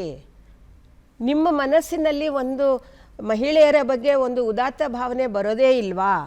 ಇನ್ನೂ ಎಷ್ಟು ವರ್ಷ ಅಂತ ನೀವು ಹಿಂಗೆ ಮಾಡ್ತೀರಿ ಅಂತ ನಾವು ಅವರಿಗೆ ಪ್ರಶ್ನೆ ಕೇಳಬೇಕು. ಆ ಪ್ರಶ್ನೆ ಕೇಳೋದ್ರ ಜೊತೆಗೆ ನಾವು ಅದನ್ನು ಮೆಟ್ಟಿ ನಿಲ್ಲಬೇಕೇ ಹೊರತು ಕುಗ್ಗಬಾರದು ಅಂತ ನಾನು ಹೇಳ್ತೀನಿ. ಖಂಡಿತ ಕುಗ್ಗ ಅಗತ್ಯ ಇಲ್ಲ ಅಂತ. ಖಂಡಿತ ಮೇಡಮ್, ಥ್ಯಾಂಕ್ ಯು. ಎಷ್ಟು ಸಮರ್ಥವಾದ ಉತ್ತರ ಮೇಡಮ್. ಹೌದು, ರಿಸರ್ವೇಷನ್ ಅವಶ್ಯಕತೆ ಇದೆ, ಖಂಡಿತವಾಗ್ಲೂ ಇದೆ, ಎಲ್ಲ ವಲಯಗಳಲ್ಲೂ ಇದೆ. ಆಮೇಲೆ ಮೇಡಮ್ ಹೇಳಿದ ಮಾತಿಗೆ ಒಂದು ಹಳೆ ಮಾತಿದೆ, ಯಾವ ಮಾವಿನ ಮರದಲ್ಲಿ ಚಂದದ ಹಣ್ಣುಗಳಿರುತ್ತೋ ಅದಕ್ಕೆ ಜನ ಕಲ್ಲು ಹೊಡೆಯೋದು. ಸೊ ನಾವು ನಮ್ಮನ್ನು ಬೆಂತಟ್ಕೊಳ್ಳೋಣ, ನಮ್ಮ ಕಲ್ಲು ಹೊಡಿತಿದ್ದಾರೆ, ಕಾಲು ಎಳಿತಿದ್ದಾರೆ ಅಂದರೆ ನಾವು ಏನೋ ಮಾಡ್ತಿದ್ದೀವಿ ಅಂತ. ಎಷ್ಟೋ ಉದಾಹರಣೆಗಳು, ಯಾವುದೋ ಮುನ್ನೋಟಕ್ಕೆ ಹೋಗಿ ಮುನ್ನೆಲೆಗೆ ಬಂದ ಹೆಣ್ಮಕ್ಳು ಸೋತ್ರು ಅವ್ರು ಏನು ಹೇಳ್ತಾರೆ, ನಾನಿವತ್ತು ಇಲ್ಲಿ ಬಂದಿದ್ದೀನಿ, ನಾಳೆ ನನ್ನಂಥ 10 ಹೆಣ್ಮಕ್ಳು ಆ ಜಾಗಕ್ಕೆ ಬರ್ತಾರೆ ಅಂತ. ನಮ್ಮ ಆಲೋಚನೆಗಳು ಯಾವತ್ತೂ ಅಷ್ಟು ಮಟ್ಟದ ದೂರದಲ್ಲಿರಬೇಕು. ನಾನಿವತ್ತು ಏನು ಮಾಡಿದೆ ಅನ್ನೋದಕ್ಕಿಂತ ಎಷ್ಟೋ ವರ್ಷಗಳಾದಮೇಲೆ ಇದ್ರ ಇಂಪ್ಯಾಕ್ಟ್ ಏನಾಗುತ್ತೆ ಅನ್ನೋದಕ್ಕೆ. ತುಂಬ ಒಳ್ಳೆಯ ಪ್ರಶ್ನೆ, ಚಂದದ ಉತ್ತರ. ಮುಂದಿನ ಪ್ರಶ್ನೆಯನ್ನು ನಾಗಮಣಿಯವರು, ಸ್ವತಃ ವಕೀಲ ಇವರು ಒಂದು ಪ್ರಶ್ನೆಯನ್ನು ಮುಂದಿಡ್ತಾ ಇದ್ದಾರೆ. ನಮಸ್ಕಾರ ಮೇಡಮ್, ನಾನು ಸಂಸ್ಥೆಯಲ್ಲಿ ಕೆಲಸ ಮಾಡ್ತಾ ಇದ್ದೀನಿ, ನಾಗಮಣಿ ಅಂತ ಹೇಳಿ. ಸೊ ನಾವು ಈಗಲೂ ಕೂಡ ಅನೇಕ ಬಾರಿ ನೋಡುವಂಥದ್ದು, ಬಹುಶಃ ಹೆಣ್ಣು ಅಂತಂದರೆ ಸೆಕೆಂಡ್ ಲೆವೆಲ್ ಸಿಟಿಸನ್ ಅಂತಲೇ, ನಾವು ಸಮಾನತೆ ಅನ್ನೋದಕ್ಕಿಂತಲೂ ಅವಳು ಹೆಣ್ಣಲ್ವಾ ಅನ್ನೋದನ್ನೇ ನಾವು ನೋಡ್ತೀವಿ. ಸೊ ಅದು ಬದಲಾಗ್ತಾ ಇದೆ. ಸೊ ಇದ್ರ ಜೊತೆಯಲ್ಲೇ ಹೇಳೋದಾದರೆ, ನಾವು ಒಂದು ಚೈಲ್ಡ್ ರೈಟ್ಸ್ ಟ್ರಸ್ಟ್ ಅಂತ ಒಂದು ಸಂಸ್ಥೆಯಲ್ಲಿ ಕೆಲಸ ಮಾಡ್ತಾ ಮಕ್ಕಳ ಜೊತೆಯಲ್ಲಿ ಕಂಡುಕೊಂಡಿದ್ದೀವಿ. ಈಗ ಬರ್ತಕ್ಕಂಥ ಪ್ರಕರಣಗಳಲ್ಲಿ ಹದಿಹರೆಯದ ಗರ್ಭಿಣಿಯರ ಪ್ರಕರಣಗಳ ಬಗ್ಗೆ ನಾವು ಕೇಳ್ತಾ ಇದ್ದೀವಿ, ಅಡಾಲಿಸೆಂಟ್ ಪ್ರೆಗ್ನೆನ್ಸಿ ಅಂತ ಹೇಳಿ. ಸೊ ಇದು ನಮಗೆ ಕಳವಳಕಾರಿ, ಹೌದು. ಸೊ ಆದರೆ ನಾವು ನೋಡ್ಲಿಕ್ಕೆ ಹೋದರೆ ಒಂದು ವರದಿ ಆಗ್ತಾ ಇರೋವಂಥದ್ದು ಖಂಡಿತ ವಿಶ್ವಾಸಾರ್ಹ. ಯಾಕೆಂದರೆ ಹೌದು, ಗೊತ್ತಾಗ್ತಾ ಇದೆ, ವಾಸ್ತವಾಂಶ ನಮಗೆ ಕಣ್ಮುಂದೆ ಬರ್ತಾ ಇದೆ ಇದರಿಂದಾಗಿ. ಆದರೆ ಆಗಬೇಕಾಗಿರೋದೇನು ಅಂತಂದರೆ, ನಾವೆಲ್ಲರೂ ನಮ್ಮ ಹೆಣ್ಮಕ್ಳಿಗೆ ನಾವು ಹೇಳ್ತೀವಿ, ನಮ್ಮ ಹೆಣ್ಮಕ್ಳು ಸೇಫಾಗಿರಬೇಕು ಅಂತ, ಹುಷಾರಾಗಿ ಬನ್ನಿ, ಜಾಗೃತವಾಗಿ ಹೋಗಿ ಅಂತೇಳಿ ನಾವು ಬೇರೆ ಬೇರೆ ಒಂದು ಟೆಕ್ನಿಕ್ಸನ್ನು ಕಲಿಸ್ತೀವಿ, ಬಹಳ ಒಳ್ಳೆಯ ವಿಚಾರ. ಆದರೆ ನಿಜವಾಗ್ಲೂ ಆಗಬೇಕಿರೋದು ಇಲ್ಲಿ ನಮ್ಮ ಹೆಣ್ಮಕ್ಳ ಜೊತೆ ಕೆಟ್ಟದಾಗಿ ನಡ್ಕೊಳ್ತಕ್ಕಂಥ ಹುಡುಗರಿಗೆ ನಾವು ಹೇಳ್ತಾ ಇದ್ದೀವಾ ಅನ್ನೋದು ಪ್ರಶ್ನೆ ಆಗಿದೆ. ಸೊ ಮುಖ್ಯವಾಗಿ ಈ ಕಾನ್ಸಿಕ್ವೆನ್ಸಸ್, ಈ ಸೆಕ್ಷುಯಾಲಿಟಿ ಎಜುಕೇಷನ್ ಅಂತ ಹೇಳಿದ್ರೆ ತಪ್ಪು ತಿಳ್ಕೊಳ್ಳೋಂಥ ಭಾವನೆ ಇರುತ್ತೆ. ಸೆಕ್ಷುಯಾಲಿಟಿ ಎಜುಕೇಷನ್ ಅಂತಂದರೆ ನಿಜವಾದ ಲೈಂಗಿಕ ಶಿಕ್ಷಣ, ಹೇಗೆ ನಮ್ಮನ್ನು ನಾವು ರಕ್ಷಿಸ್ಕೊಳ್ಬೇಕು, ಆರೋಗ್ಯದ ವಿಚಾರಗಳು ಅಂತ ಹೇಳಿ. ಸೊ ನನ್ನ ಒಂದು ಕಳಕಳಿ ಏನಂತಂದರೆ ನಮ್ಮ ಹುಡುಗರು, ಯುವಕರು, ಪುರುಷರಿಗೆ ಕೂಡ ಹುಡುಗಿಯರ ಜೊತೆ ಹೇಗೆ ನಡೆದುಕೊಳ್ಬೇಕು ಅಂತಕ್ಕಂಥ ಸೂಕ್ಷ್ಮತೆಯನ್ನು, ಅರಿವನ್ನು ಮೂಡಿಸುವಂಥ ಅವಶ್ಯಕತೆ ಇದೆ ಅಂತ ನನಗನ್ಸುತ್ತೆ. ಸೊ ಅದ್ರ ಜೊತೆಯಲ್ಲಿ ಇನ್ನೊಂದು ಹೇಳುವಂಥದ್ದು, ನಮ್ಮ ಹೆಣ್ಮಕ್ಳಿಗೂ ಕೂಡ ಅನೇಕ ಬಾರಿ ಏನಾಗುತ್ತೆ ಅಂದರೆ, ನನ್ನ ಜೊತೆ ಯಾರೋ ಮಿಸ್ಬಿಹೇವ್ ಮಾಡ್ತಿದ್ದಾರೆ, ಅನ್ಕಂಫರ್ಟಬಲ್ ಫೀಲ್ ಆಗ್ತಿದೆ ಅಂತಂದರೆ, ನನಗಿದು ಬೇಡ, ನೀವು ದೂರ ನಿಲ್ಲಿ, ನನ್ನ ಜೊತೆ ಹೀಗೆ ವರ್ತಿಸಬೇಡಿ, ಈ ಬೇಡ ಅಂತ ಹೇಳ್ಕೊಡೋಂಥದ್ದೇ ತುಂಬ ಮುಖ್ಯ. ಅದರ ಒಂದು ಹೆಚ್ಚು ಪ್ರಾಮುಖ್ಯತೆ ಆಗಬೇಕಿದೆ ಅಂತ ನನಗನ್ಸುತ್ತೆ. ಹಾಗಾಗಿ ನಿಮ್ಮ ಮುಂದೆ ಈ ಒಂದು ಮಾತನ್ನು ಏನು ಗೊತ್ತಾ ಮೇಡಮ್, ಇದು ಒಂದು ತುಂಬ ಸಂಕೀರ್ಣವಾದ ಒಂದು ಸಮಸ್ಯೆ. ಅದು ಬ್ಲ್ಯಾಕ್ ಆ್ಯಂಡ್ ವೈಟ್ ಅಲ್ಲ ಅದಕ್ಕೆ ಉತ್ತರ. ಯಾಕಂದರೆ ನೈತಿಕತೆಗೆ, ಸ್ವಾತಂತ್ರ್ಯಕ್ಕೆ, ಸ್ವೇಚ್ಛಾಚಾರಿಗೆ ಮತ್ತು ನಮ್ಮ ಇವತ್ತಿನ ಹಿಂದಿನಿಂದ ಬಂದಿರುವಂಥ ಇದಕ್ಕೆಲ್ಲದಕ್ಕೂ ತಳಕು ಹಾಕ್ಕೊಂಡಿದೆ ಅಂತ. ಸೊ ಯಾವಾಗಲೂ ಹೆಣ್ಣೇನೇ ಈಸ್ ದ ವಿಕ್ಟಿಮ್, ಯಾವಾಗಲೂ. ಹಾಗಾಗಿ ನಾವು ಈಗ ನಿನ್ನನ್ನು ನೀನು ಸುರಕ್ಷಿತವಾಗಿ ನೋಡ್ಕೋ ಅಂತ ನೀವು ಎಷ್ಟು ಅಂತ ನೀವು ಟ್ರೈನಿಂಗ್ ಕೊಡ್ತೀರಿ. ಧೈರ್ಯವಿರ್ಬೋದು, ಅಥವಾ ಈವನ್ ಅವರು ಹೋರಾಟವನ್ನೇ ಕಲ್ತ್ಕೊಂಡಿರ್ಬೋದು, ಶಕ್ತಿಯುತವಾಗಿ ಇರಬಹುದು. ಆದರೆ ಎಲ್ಲ ಸಂದರ್ಭದಲ್ಲೂ ನಾನು ಹೋರಾಡಿನೇ ನಾನು ಸುರಕ್ಷಿತವಾಗಿ ಇರ್ತೀನಿ ಅಂತ ಹೇಳೋದಿದೆಯಲ್ಲ, ಅದೇನೇ ಒಂದು ವಿಪರ್ಯಾಸ ನಮ್ಮಲ್ಲಿರೋದು. ಸೊ ನಾವು ಗಂಡು ಮಕ್ಕಳಿಗೆ ಹೆಣ್ಮಕ್ಳನ್ನ ಹೆಂಗೆ ನೋಡಬೇಕು ಅನ್ನೋದನ್ನು ಹೇಳ್ಕೊಡ್ತಾ ಇಲ್ಲ ಅನ್ನೋದು ಶತಸಿದ್ಧ. ಅದು ಯಾವ ತಾಯಿನೂ ಮಕ್ಕಳಿಗೆ, ಇನ್ಫ್ಯಾಕ್ಟ್ ಒಂದು ತಾಯಿ ನನಗೆ ಒಂದು ಕೇಸಲ್ಲಿ ಹೇಳಿದ್ಲು, ನನ್ನ ಮಗಳು ಎಲ್ಲಿ ರೇಪ್ ಆಯಿತು ಅಂತ ಬಂದು ಹೇಳ್ಕೊತಾಳೋ ಅನ್ನೋದಕ್ಕಿಂತ ಹೆಚ್ಚು ಭಯ ನನ್ನ ಮಗ ಯಾರನ್ನಾರ ರೇಪ್ ಮಾಡಿಬಿಟ್ರೆ ಅನ್ನೋದೇ ನನಗೆ ಹೆಚ್ಚು ದೊಡ್ಡ ಭಯ ಅಂತ ಹೇಳಿದರು. ಸೊ ಗಂಡು ಮಕ್ಕಳಿಗೆ ಹೇಗೆ ನಾವು ಬೆಳೆಸಬೇಕು, ಅವರಿಗೆ ಏನು ಬುದ್ಧಿ ಹೇಳ್ಕೊಡ್ಬೇಕು ಅಂತ ಅನ್ನೋದು ಒಂದು ಆಶಯ. ಅದು ಪ್ರಾಕ್ಟಿಕಲಿ ಅದು ಆಗ್ತಾ ಇಲ್ಲ ನಮ್ಮಲ್ಲಿ. ಗಂಡು ಮಕ್ಕಳನ್ನು ಮತ್ತು ಹೆಣ್ಣು ಮಕ್ಕಳನ್ನು ಬೆಳೆಸೋದ್ರಲ್ಲಿ ಇರೋ ವ್ಯತ್ಯಾಸ ಇದೆಯಲ್ಲ, ಅದೇನು ಅಂಥ ಮಹಾನ್ ಬದಲಾವಣೆ ಏನಾಗಿಲ್ಲ. ಈಗಿರೋ ಬದಲಾವಣೆಗಳೇನಿದೆ ಅದೆಲ್ಲ ಹೆಣ್ಣು ಮಕ್ಕಳು ಸ್ವತಃ ತಮ್ಮ ಒಂದು ಸಾಧನೆಯಿಂದನೇ ಬಂದಿದ್ದೇ ಹೊರತು ಅವ್ರಿಗೆ ನೀವು ಹಿಂಗೆ ಮಾಡಿ ಅಂತ ಅವ್ರಿಗೇನು ರತ್ನಗಂಬಳಿ ಹಾಸಿ ಯಾರು ಏನು ಕೊಟ್ಟಿಲ್ಲ. ಎಂಥೆಂಥ ನೋಡಿ, ಒಲಿಂಪಿಕ್ಕಲ್ಲಿ ಮೆಡಲ್ ಗೆದ್ದ ಹೆಣ್ಣು ಮಕ್ಕಳನ್ನೇ ರಸ್ತೆಯಲ್ಲಿ ಬಂದು ಕೂತು ಹೋರಾಟ ಮಾಡುವಂತಹ ಪರಿಸ್ಥಿತಿ ಬಂದಿರೋವಂಥ ನಮ್ಮ ದೇಶದಲ್ಲಿ ಇವತ್ತಿನ ಕಾಲದಲ್ಲಿ, ತಾಯಂದಿರು, ಅಜ್ಜಿಯಂದಿರು ಬಂದು ಬೀದಿಯಲ್ಲಿ ಕೂತು ಹೋರಾಟ ಮಾಡುವಂತಹ ಪರಿಸ್ಥಿತಿ ಬಂದಿರುವಂಥ ಈ ಕಾಲದಲ್ಲಿ ನಾವು ಯಾವುದರ ಕುರಿತು ಏನನ್ನು ನಾವು ಚರ್ಚೆ ಮಾಡ್ಬೋದು? ನಾವೇನು ಅಂದ್ಕೊತೀವಿ, ಸಾಧನೆ ಮಾಡಿದ ತಕ್ಷಣವೇ ಅವಳು ಒಂದು ಮೇಲಿನ ಮಟ್ಟಕ್ಕೆ ಹೋಗಿದ್ದಾಳೆ ಅಂತ. ಅಂಥ ಹೆಣ್ಣು ಮಕ್ಕಳಿಗೇ ನಾವು ರಕ್ಷಣೆ ಕೊಡಲಿಲ್ಲ ಅಂದರೆ, ಎಷ್ಟೋ ಜನ IAS IPS ದೊಡ್ಡ ದೊಡ್ಡ ಅಧಿಕಾರಿಗಳೇ ಮನೆಯಲ್ಲಿ ಶೋಷಣೆಗೆ ಒಳಗಾಗಿದ್ದಂತಹ ಕೇಸ್ಗಳನ್ನ ನಾನು ನೋಡಿದ್ದೀನಿ. ಇದು ಅಕ್ರಾಸ್ ದ ಕ್ಲಾಸ್ ಅಂತ ನಾವು ಹೇಳ್ತೀವಿ, ಎಲ್ಲ ವರ್ಗಗಳಲ್ಲೂ. ಅದು ತೀರಾ ಕೆಳಮಟ್ಟದಿಂದ ತೀರಾ ಮೇಲ್ಮಟ್ಟದವರೆಗೆ ಎಲ್ಲ ವರ್ಗಗಳಲ್ಲೂ ಹೆಣ್ಣುಮಕ್ಕಳು ಕೌಟುಂಬಿಕ ದೌರ್ಜನ್ಯಕ್ಕೆ ಒಳಗಾಗ್ತಾ ಇದ್ದಾಳೆ. ಸೊ ಇವ್ರು ಯಾರು ಬಂದು ವೇದಿಕೆಯಲ್ಲಿ ನಿಂತು ಮಾತಾಡ್ತಾ ಇದ್ದಾರೋ ಅವರೇನೇ ಮನೆಯಲ್ಲಿ ಕೌಟುಂಬಿಕ ದೌರ್ಜನ್ಯಕ್ಕೆ ಒಳಗಾಗಿರುವಂತಹ ಸಂದರ್ಭಗಳನ್ನು ನಾವು ನೋಡಿದ್ದೀವಿ. ಸೊ ಇದು ಒಟ್ಟಾರೆಯಾಗಿ ನಮ್ಮ ಸಮಾಜದಲ್ಲಿ ಒಂದು ಮನೋಭಾವ ಬದಲಾಗದ ಹೊರತು ಇದು ಸುಲಭಕ್ಕೆ ಬದಲಾಗುವಂಥದ್ದಲ್ಲ. ಒಂದು ಕ್ರಾಂತಿಯ ಅಗತ್ಯ ಇದೆ. ನನಗನ್ಸುತ್ತೆ ನಾವು ಇವಾಗ ಶುರು ಮಾಡಿದ್ದೀವಿ ಅಂತ, ನಾವು ಅದರ ಪ್ರಾರಂಭಿಕ ಹಂತದಲ್ಲಿದ್ದೀವಿ. ಮುಂದಿನ 2 ಪೀಳಿಗೆಗಳಾದ ಮೇಲೆ ಬಹುಶಃ ಒಂದು ಹುಡುಗಿ ಈ ಪ್ರಶ್ನೆನ ಧೈರ್ಯವಾಗಿ ಕೇಳಬಹುದು. ಆದರೆ ಇವತ್ತು ಎಂಥ ಒಂದು ಸಂದಿಗ್ಧ ಪರಿಸ್ಥಿತಿ ಇದೆ ಅಂತಂದರೆ, ಒಂದು ಕಡೆ ತಲೆತಲಾಂತರದಿಂದ ಬಂದಿರುವಂತಹ ಹಳೆಯ ಸಂಪ್ರದಾಯಗಳಿಗೆ ಜೋತು ಬಿದ್ದು ಇವತ್ತೂ ಹೆಣ್ಮಕ್ಳು ಹಂಗಿರಬೇಕು ಹಿಂಗಿರಬೇಕು ಅಂತ ಹೇಳುವಂಥ, ನೀವು ಬಟ್ಟೆ ಬಗ್ಗೆ ಇವರು ಹೇಳಿದರು, ಅದೆಲ್ಲ ಬಂತು. ಇನ್ನೊಂದು ಕಡೆ ಏನಾಗಿದೆ, ಯಾಕೆ ನಾವು ಇರಬಾರ್ದು, ನಮ್ಮಿಷ್ಟ ನನ್ನಿಷ್ಟ, ಅಂಗಪ್ರದರ್ಶನ ನನ್ನಿಷ್ಟ, ಮೈ ಬಾಡಿ ಮೈ ಲೈಫ್ ಅಂತೆಲ್ಲ ಅಂದ್ಕೊಂಡು ಹೇಳೋ ಅಂಥವ್ರು ಇದ್ದಾರೆ. ಸೊ ಈ 2 ಎಕ್ಸ್ಟ್ರೀಮ್ಗಳ ನಡುವೆ ಬಾಕಿಯವರೆಲ್ಲ ಬರ್ತಾರೆ. ಸೊ ಅವ್ರಿಗೆ ಹೇಗೆ ಅದನ್ನು ಹ್ಯಾಂಡಲ್ ಮಾಡಬೇಕು ಅಂತ ಗೊತ್ತಾಗಿ ಅದನ್ನು ಅವರು ನಿಭಾಯಿಸೋ ಅಂಥವರು ಒಂದು ವರ್ಗ ಇರಬಹುದು. ಗೊತ್ತಾಗದೆ ಶೋಷಣೆಗೆ ಒಳಗಾಗಿ ತಮ್ಮ ಬಾಳು ಹಾಳು ಮಾಡಿಕೊಂಡಿರುವಂತಹ, ಹಾಳಾಗಿರುವಂತಹ ಎಷ್ಟೊಂದು ದೌರ್ಜನ್ಯದ ಕೇಸ್ಗಳೂ ಇದೆ. ನನಗನ್ಸೋದು ಈಗ ಸ್ವೇಚ್ಛೆ ಅಂದ್ರೇನು, ಸ್ವಾತಂತ್ರ್ಯ ಅಂದ್ರೇನು, ಸಮಾನತೆ ಅಂದ್ರೇನು, ಅದ್ರ ಬಗ್ಗೆ ಒಂದು ಕ್ಲಿಯರ್ ಒಂದು ಅರ್ಥ ಮಾಡ್ಕೊಳ್ಳೋದು ಅಗತ್ಯ ಇದೆ ಇವಾಗ ಅಂತ. ನಾನು ಸ್ವಾತಂತ್ರ್ಯ ಬಯಸ್ತಾ ಇದ್ದೀನಿ ಅಂತಂದರೆ ನನ್ನ ಮನೇನೂ ಬಿಟ್ಟು, ಮಕ್ಕಳನ್ನೂ ಬಿಟ್ಟು, ಎಲ್ಲವನ್ನೂ ಬಿಟ್ಟು, ತಂದೆ ತಾಯಿನೂ ಬಿಟ್ಟು ಹೆಂಗೋ ಅಂತ ಅಲ್ಲ. ಅದು ಸ್ವೇಚ್ಛಾಚಾರನ ಹೆಣ್ಣು ಮಕ್ಕಳು ಕೇಳ್ತಾ ಇಲ್ಲ. ಅದು ಮೊದಲು ಹುಡುಗರಿಗೆ ಅರ್ಥ ಆಗಬೇಕು. ಇವಳಿಗೆ ನಾನು ಸ್ವಲ್ಪ ಸ್ವಾತಂತ್ರ್ಯ ಕೊಟ್ಟರೆ ಎಲ್ಲಿ ಏನಾಗ್ಬಿಡುತ್ತೋ ಅನ್ನೋ ಭಯ ಇದೆಯಲ್ಲ, ಅದು ಮೊದಲು ಹೋಗಬೇಕು ಅಂತ. Thank you madam. ಸ್ವಾತಂತ್ರ್ಯ ಅಂದರೆ ಅನುಭವಿಸೋದು, ಕೊಡೋದಲ್ಲ ಅನ್ನೋದು ಗೊತ್ತಾಗಬೇಕಾಗುತ್ತೆ. ಅದೇ ಥೀಮಲ್ಲಿ ಹೇಳ್ತಾ ಇರೋದು, ಕೊಡುವುದಕ್ಕಾಗಿ ಪಡೆದುಕೊಳ್ಳುವುದಕ್ಕಾಗಿ ಕೊಡೋಣ ಅಂತಂದರೆ ಅವಕಾಶಗಳನ್ನು ಅನುಭವಿಸ್ಲಿಕ್ಕೆ ಬಿಡೋಣಂತೆ, ಆಗ ಖಂಡಿತ ಒಳ್ಳೇದಾಗತ್ತೆ ಅಂತ. Thank you madam. ಒಳ್ಳೇದಾಗಲಿ ಅಂತ ನಾವು ಆಶಿಸ್ತಾ ಇದ್ದೀವಿ. ಬಟ್ ನನಗೆ ಭಾಳ ಭಯ ಇದೆ. ಯಾಕೆ ಗೊತ್ತಾ, ನಮ್ಮ ಸಮಾಜ ಆ್ಯಂಟಿ ವಿಮೆನ್ ಸಮಾಜ, ಸ್ತ್ರೀ ದ್ವೇಷಿ ಸಮಾಜ, ಸ್ತ್ರೀ ವಿರೋಧಿ ಸಮಾಜ ನಮ್ಮದು. ನಾವು ಎಷ್ಟೇ ಮಾತಾಡಿದ್ರೂ ಕೂಡ ಒಂದು ಕುಟುಕು ಇದ್ದೇ ಇರುತ್ತೆ, ಅಲ್ಲಿ ಯಾವಾಗಲೂ ಇದ್ದೇ ಇರುತ್ತೆ. ಅಕಸ್ಮಾತ್ ನೀವು ಸಾಧನೆ ಮಾಡಿದ್ರೆ ಅದನ್ನು ನೀವು ಬೇರೆ ಕಾರಣಕ್ಕೆ ಇವಳು ಈ ಸ್ಥಾನಕ್ಕೆ ಬಂದಿದ್ದಾಳೆ ಅಂತ ಹೇಳೋದೂ ಇರುತ್ತೆ. ಅಥವಾ ಇವಳು ಎಲ್ಲೋ ಒಂದು ಕಡೆ ಈಲ್ಡ್ ಆಗಲಿಲ್ಲ, ಅದಕ್ಕೆ ಅವಳಿಗೆ ಯಶಸ್ಸು ಸಿಗಲಿಲ್ಲ ಅನ್ನೋ ವಿವರಣೆನೂ ಒಪ್ಕೊಂಡ್ಬಿಡ್ತಾರೆ ಭಾಳ ಸಹಜವಾಗಿ. ಅವಳು ನಮಗೆ ಒಲಿಲಿಲ್ಲ, ಹಾಗಾಗಿ ಅವಳು ಅಲ್ಲಿ ಬಿದ್ದಲು ಅಂತದ. ಇದೆಲ್ಲ ಹೋಗೋಕ್ಕೆ ಕಷ್ಟ ಇದೆ. ಆದರೆ ನಾವು ಹತಾಶರಾಗಬಾರದು. ಯಾಕಂದರೆ ನಾನು ನನ್ನ ನಿಲುವಿನಲ್ಲೇ ನಾನು ಬದುಕನ್ನು ಬದುಕಿದವಳು. ಸೊ ಹಾಗಾಗಿ ನನಗೆ ನಂಬಿಕೆ ಇದೆ ದಟ್ ನಾವು ಭದ್ರವಾಗಿ ನಿಂತ್ಕೊಂಡ್ರೆ ಸಾಧ್ಯ ಇದೆ. ಜೆಂಡರ್ ಸೆನ್ಸಿಟಿವಿಟಿ ಅನ್ನೋದಿದೆಯಲ್ಲ, ಇದು ತುಂಬ ಕುಟುಕುತ್ತೆ ನಮ್ಮನ್ನು.